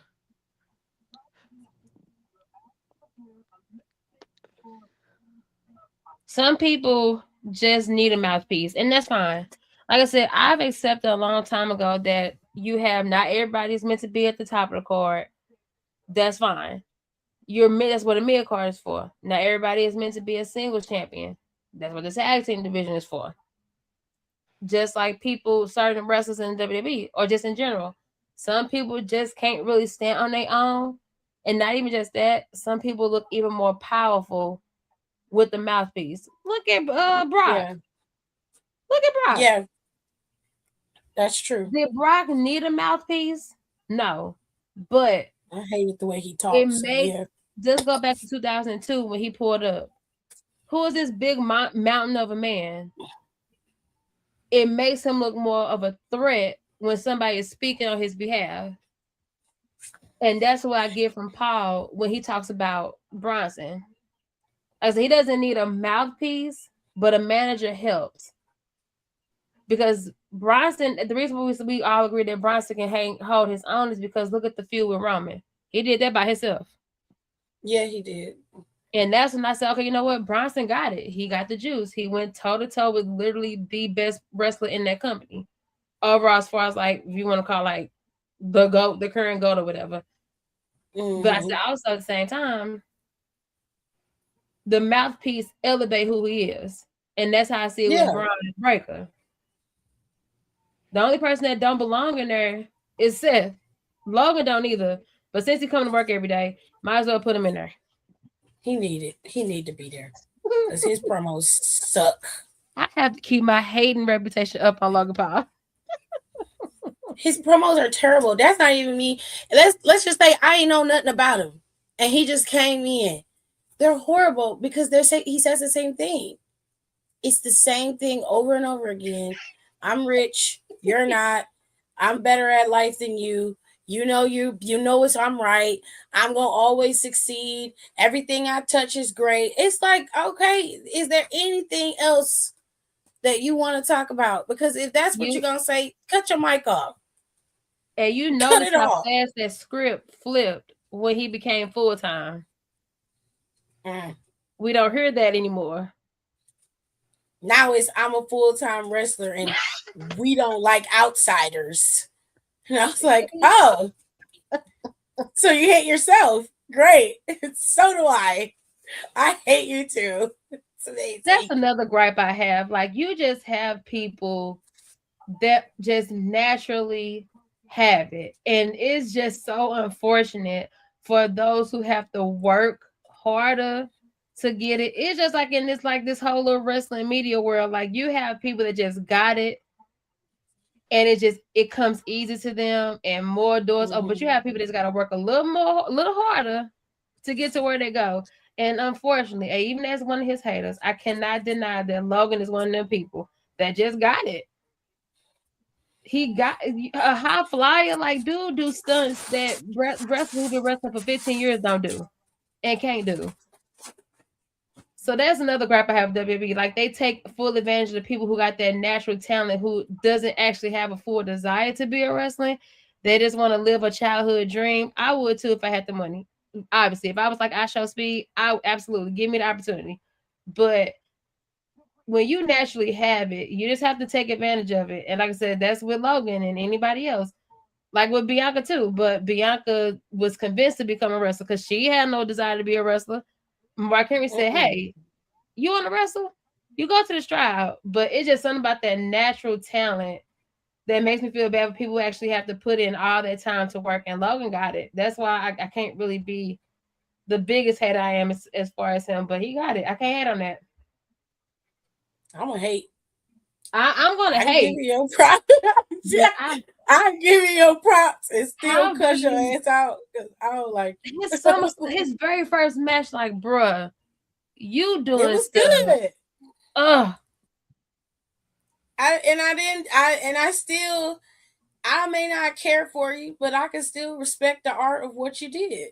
It's good. You know, he went full in. He wasn't 1 foot in, 1 foot out.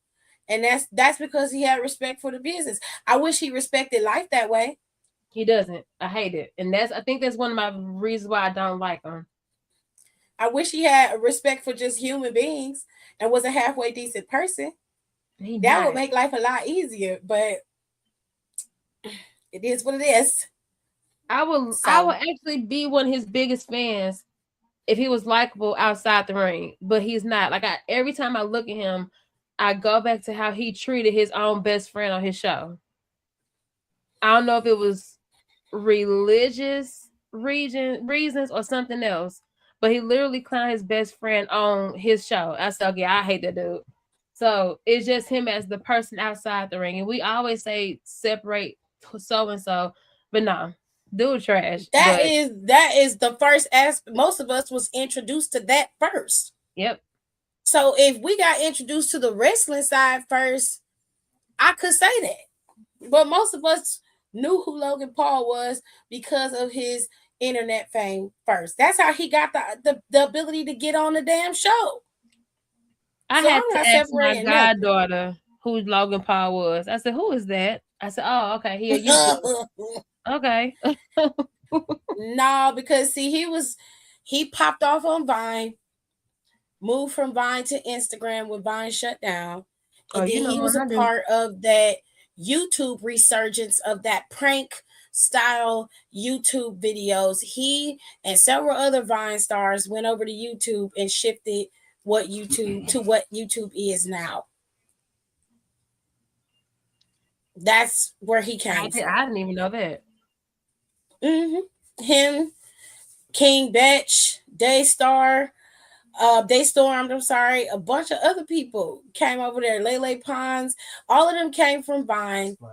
Splack, you had Marlon Webb, you had West. All these people came from Vine and they spread out. And what they did was they started to spread their content across all forms of social media. Majority of their content went to YouTube and Facebook. That is where they really started to make their biggest money. Then once Facebook really, they was getting the money, but they realized the money was on YouTube in the ads, they shifted to long form content. And that's how they really started to blow up. Then you had Jake Paul with Team 10 and all of that shit happening. Then YouTube houses started.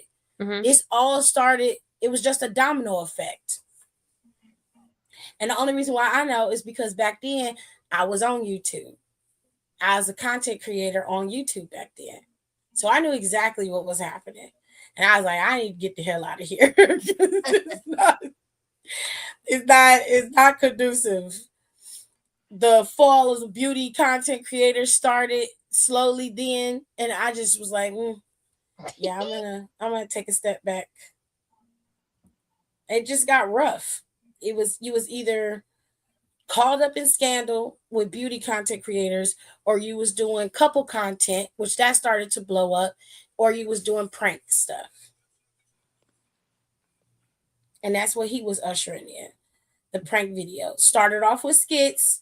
Then when he realized that pranking people would get you more views, that's what he started doing.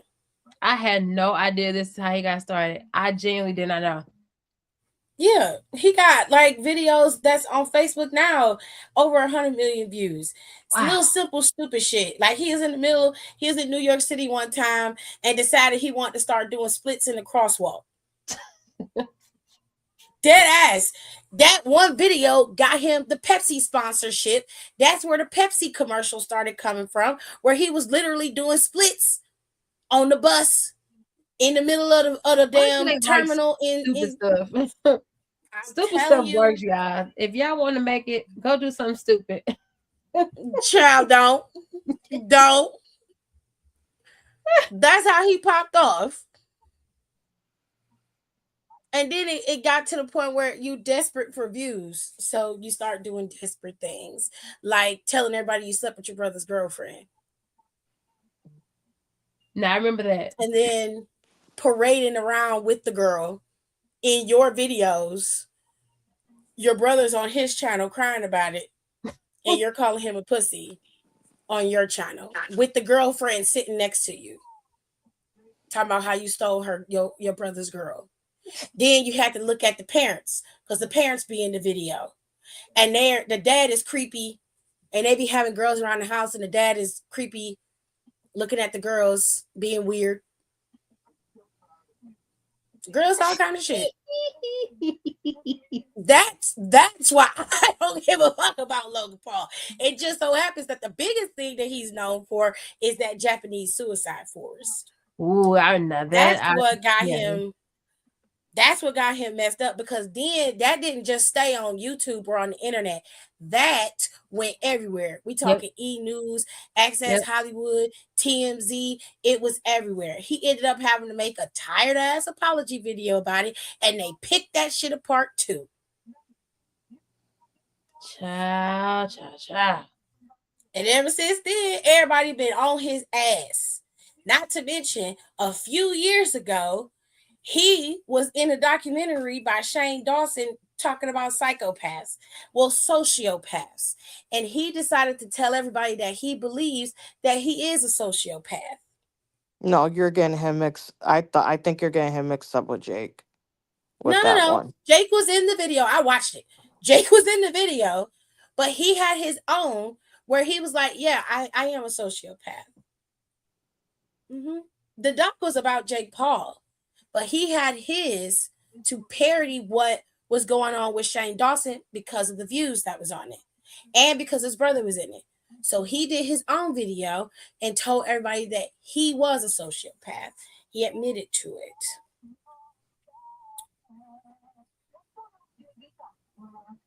And I said, oh, so this is what we're doing. The views must really be down. It just did not get better. That's why a lot of people don't like Logan Paul. It gets worse, but we don't have all night. I would hate it. No, because I'm already getting tired. I would have hated have him. all night. There you go. Yes. He got talent. There's no denying that. There's nothing wrong with his talent. He's an excellent wrestler. I will always give you props where props is due. He's an excellent wrestler, but he's a shitty person, and his mic skills are horrendous. On And I that ain't gonna note, let up on that. On that I ain't note, letting up. before I bow out, since it's coming up next week, who are y'all predictions for the Rumble to win? Um, I honestly don't know. I think maybe Jacob could take the Rumble.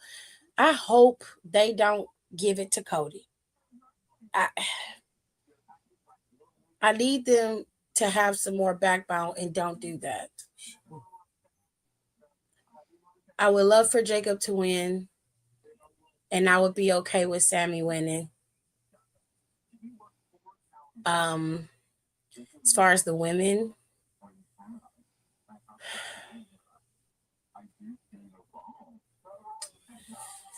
from what I heard, they want to give it to Liv Morgan. Ugh. Um, but I would do something ignorant, like I would pull JC Jane and Fallon and them up, and I would let JC Jane win the Rumble on her first night there. Let I it would do burn. it. Right. You know, I would do it. I'm a Charlotte fan. Let it burn.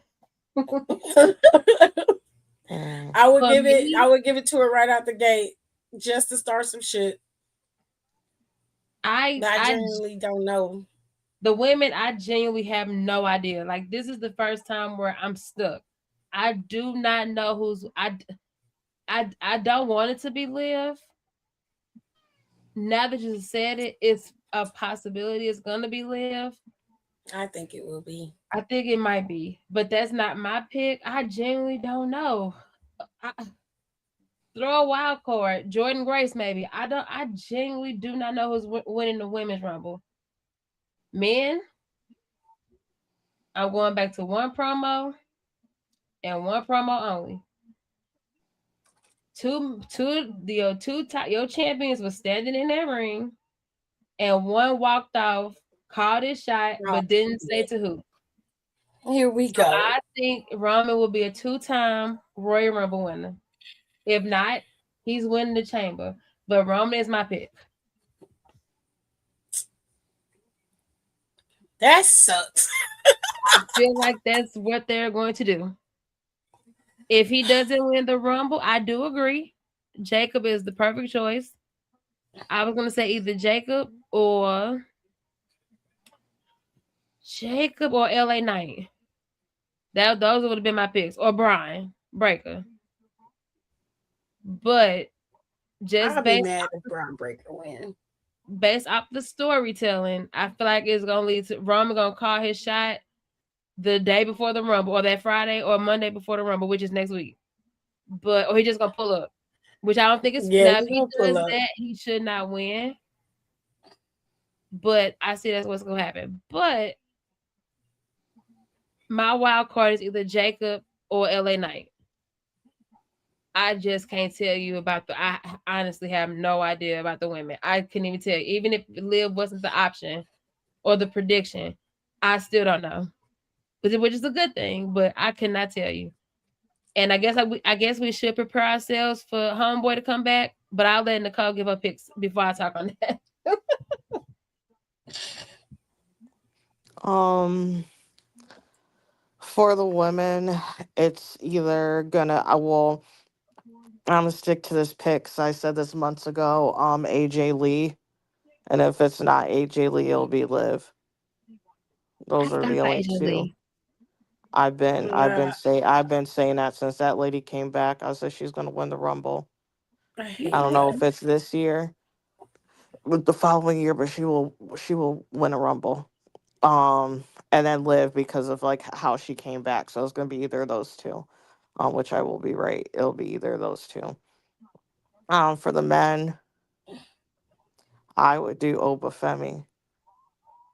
Mm. I would have Obafemi win. I'm not putting Roman near shit. and Cody is allowed to win Elimination Chamber. Thank you. Thank you. I will allow that. He's okay to I don't care because Elimination Chamber has more to do with the match than the actual winner itself. Facts. So I don't care about him winning Elimination Chamber. That's okay for me. But Oma Femi, I think that might be your Royal Rumble Okay. winner. That's fine. I don't care. I love Oba, so I would love that. I think that might be it. He's like Okay. too ominous. Well, I'm gonna go ahead And and then sub and him. for me, and this is just my train of thinking, almost most of those call ups and new people, 90% of them are at SmackDown. Yeah. Yep. The only people who are is the literally the only person who is at Raw is Javon Who's Evans. Javon? Every Yeah. single other person is on SmackDown. Yep. Which I think once again, you Was I throwing think that that was third, done on purpose. yeah, because that But third it was the hour, right. I think it was the right move, honestly. Yes, because SmackDown needs some help. And I don't think putting Trick on Raw was a good idea. He's no. a SmackDown person. Yeah. He's a SmackDown. That makes sense. Um, but yeah, that's my picks. So we got one question in the comments, and then we can go. I promise we can leave. Okay. Question says, which superstar in NXT do you see shining the most this year now that we see so many heavy hitters being called up to the main roster? I feel like this is the perfect opportunity to make, and I don't know if they're gonna stick to it or commit to it, but I think this is the perfect opportunity to make Ricky Starks the face of NXT. Or Ethan, Yeah. did I say his name right? Ethan. I I go with One of Ethan them Page needs to be the over face. Ricky. Huh? No shade to Ricky. But Ricky will be needed soon for Ricky's gonna Needs to be for where? be a Cody. pulled He needs to get called. He needs one more good run, long run in NXT. and then But pulled. especially if they're gonna turn Cody heel, Yeah, he has to go up there. he has to go with him. So who? Somebody got to be the face. So should it be Ethan, or do y'all think Ethan is due for a Nope. call up? Have somebody No, new. Have one of that. you What's pull that one Ethan dude? after you pull Ethan afterwards, and then who's there? You've got I think they should hitch you onto got Sean Legacy. Legacy. You got That's Legacy a there. good. That little French boy that just debuted. He was really good. Elio, yeah, Okay. LaFleur. Um, Okay. what's it called? Oh, what's his name? Stephanie's man, Miles Yeah. Bourne. Oh, Miles Bourne, Tavion Heights is there. Yeah, Charlie Dempsey's still there. Um, but you he's not a have face, so uh, you have Channing, uh you the basically women have Joe men's Hendry there. Joe Yeah. Hendry is there. Um He could be the face, I think. But at the end of the day, he is a gimmick, and it's a matter of time before he's on the main roster. Yeah, Because you need a gimmick on the main roster. Who's the actual gimmick right now? and Where they're they didn't pull up any gimmicks. no, they they didn't put didn't. any gimmicks, and like I said, But it looks like, and I know Nicole hates it, but it looks like they're making Tony be the next guy. I can see it. I said that. Oh, and because I really need to go to sleep. I Tony is like Gretchen Wieners trying to make fetch happen. Yep. I don't care how much of a dated millennium reference that is, but that's what it is. No matter how you remix him, he's still a fucking lame. I just stop. Like it's done. The experiment's over. We've moved on. It's the same thing. And I hate to say it because I do like Andre Trace. I feel the same thing about Chase U. Oh, that's over. That's girl. I Yeah, Don't love get it's me that Chase started. U. Chase U is bad now. It's bad. It's not. I know. It's bad. So we It gotta looks like just it's cut it. about to We gotta break cut it up. loose. We gotta cut it loose before it does even more damage to him. And that's how I feel about Tony D'Angelo. I don't like a single thing that has been done with him. I just don't like it. I don't he's just not it for me. Yeah, it's not even on creative, Nicole. It's on him. Yeah, it's just something, I don't know, it's just something about it. It just seems so surface level. Like I just don't buy it. Like I don't buy a single fucking thing that he does or says. Like Yep. I just don't buy it. It's like literally when it's like watching amateur theater.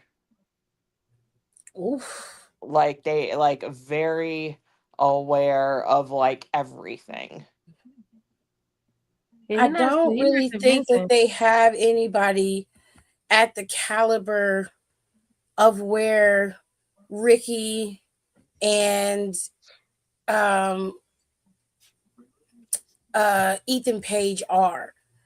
They don't have anybody there yet. No, not And at all. even those who have already been down there, they don't have it. And it's like they're going to have to do some work, and that's probably why they're going back to pulling people from the indies, because they don't have the guys. They don't have a guy that can be the next guy to take over. That's why they're sniffing around Gabe Kidd. Yeah. I think that's also why they sniffed around and snatched Hobbs. Yes. I You also, but your women's really think division, I your really women's, think honestly, and I'm not gonna, and it's not even comparing him to Oba Femi because they're completely different type of characters, but yeah. I think they realized crap because I think they saw the writing in a wall with him the first time they kind of had Oba Femi up there, but especially with Saturday main event, I think Sean saw the writing on the wall in neon. It was like I gotta figure something out because I'm probably gonna get a call any day now. Yep. Yep. I agree. So and that's if I was Sean, I'd done the same thing. I would have been like, okay, who do we know? I would have like reached out, and be like, all right, who do we know whose contract is coming up? Because we're gonna be in some. Because I was like, the women can only do so much. I'm like, Yep. we got to figure some shit out.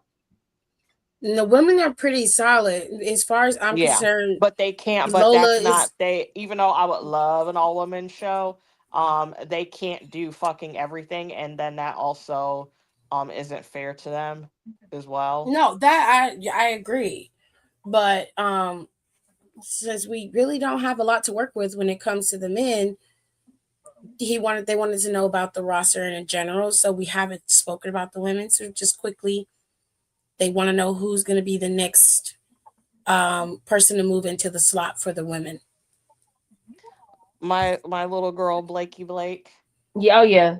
Of course.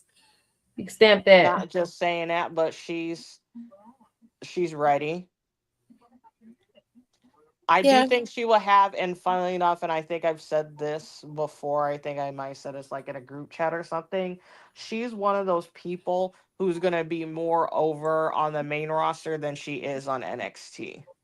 I I agree. agree. Because there's some people and there's some of that sect and fans in NXT who are taking what she's doing too seriously.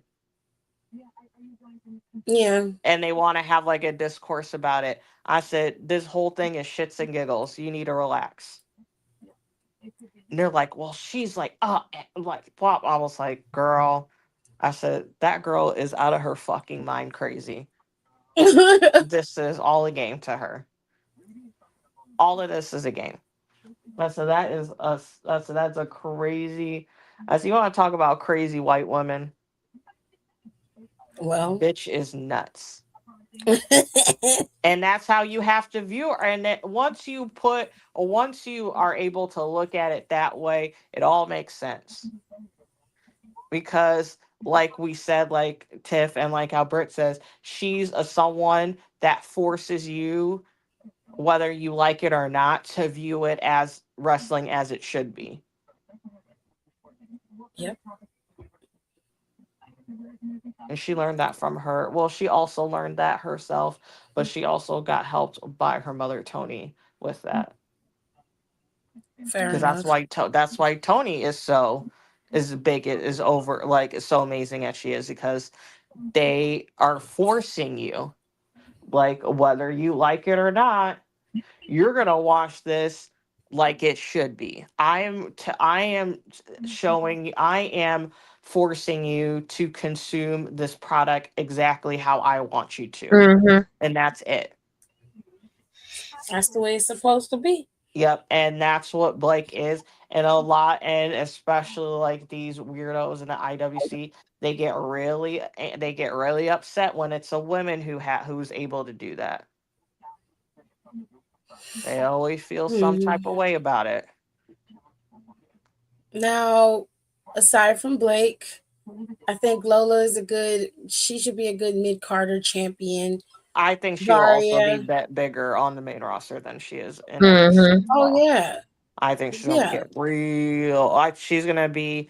I don't think as big because unfortunately she does not wrestle as well as her yet. At least is Stephanie Vaquer. I think she's gonna get real close. That's true. I agree with that.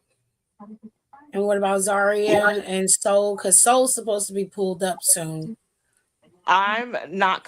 I'm a little concerned about Soul. I'd be very concerned about Zarya. She got to stay in NXT for a little bit.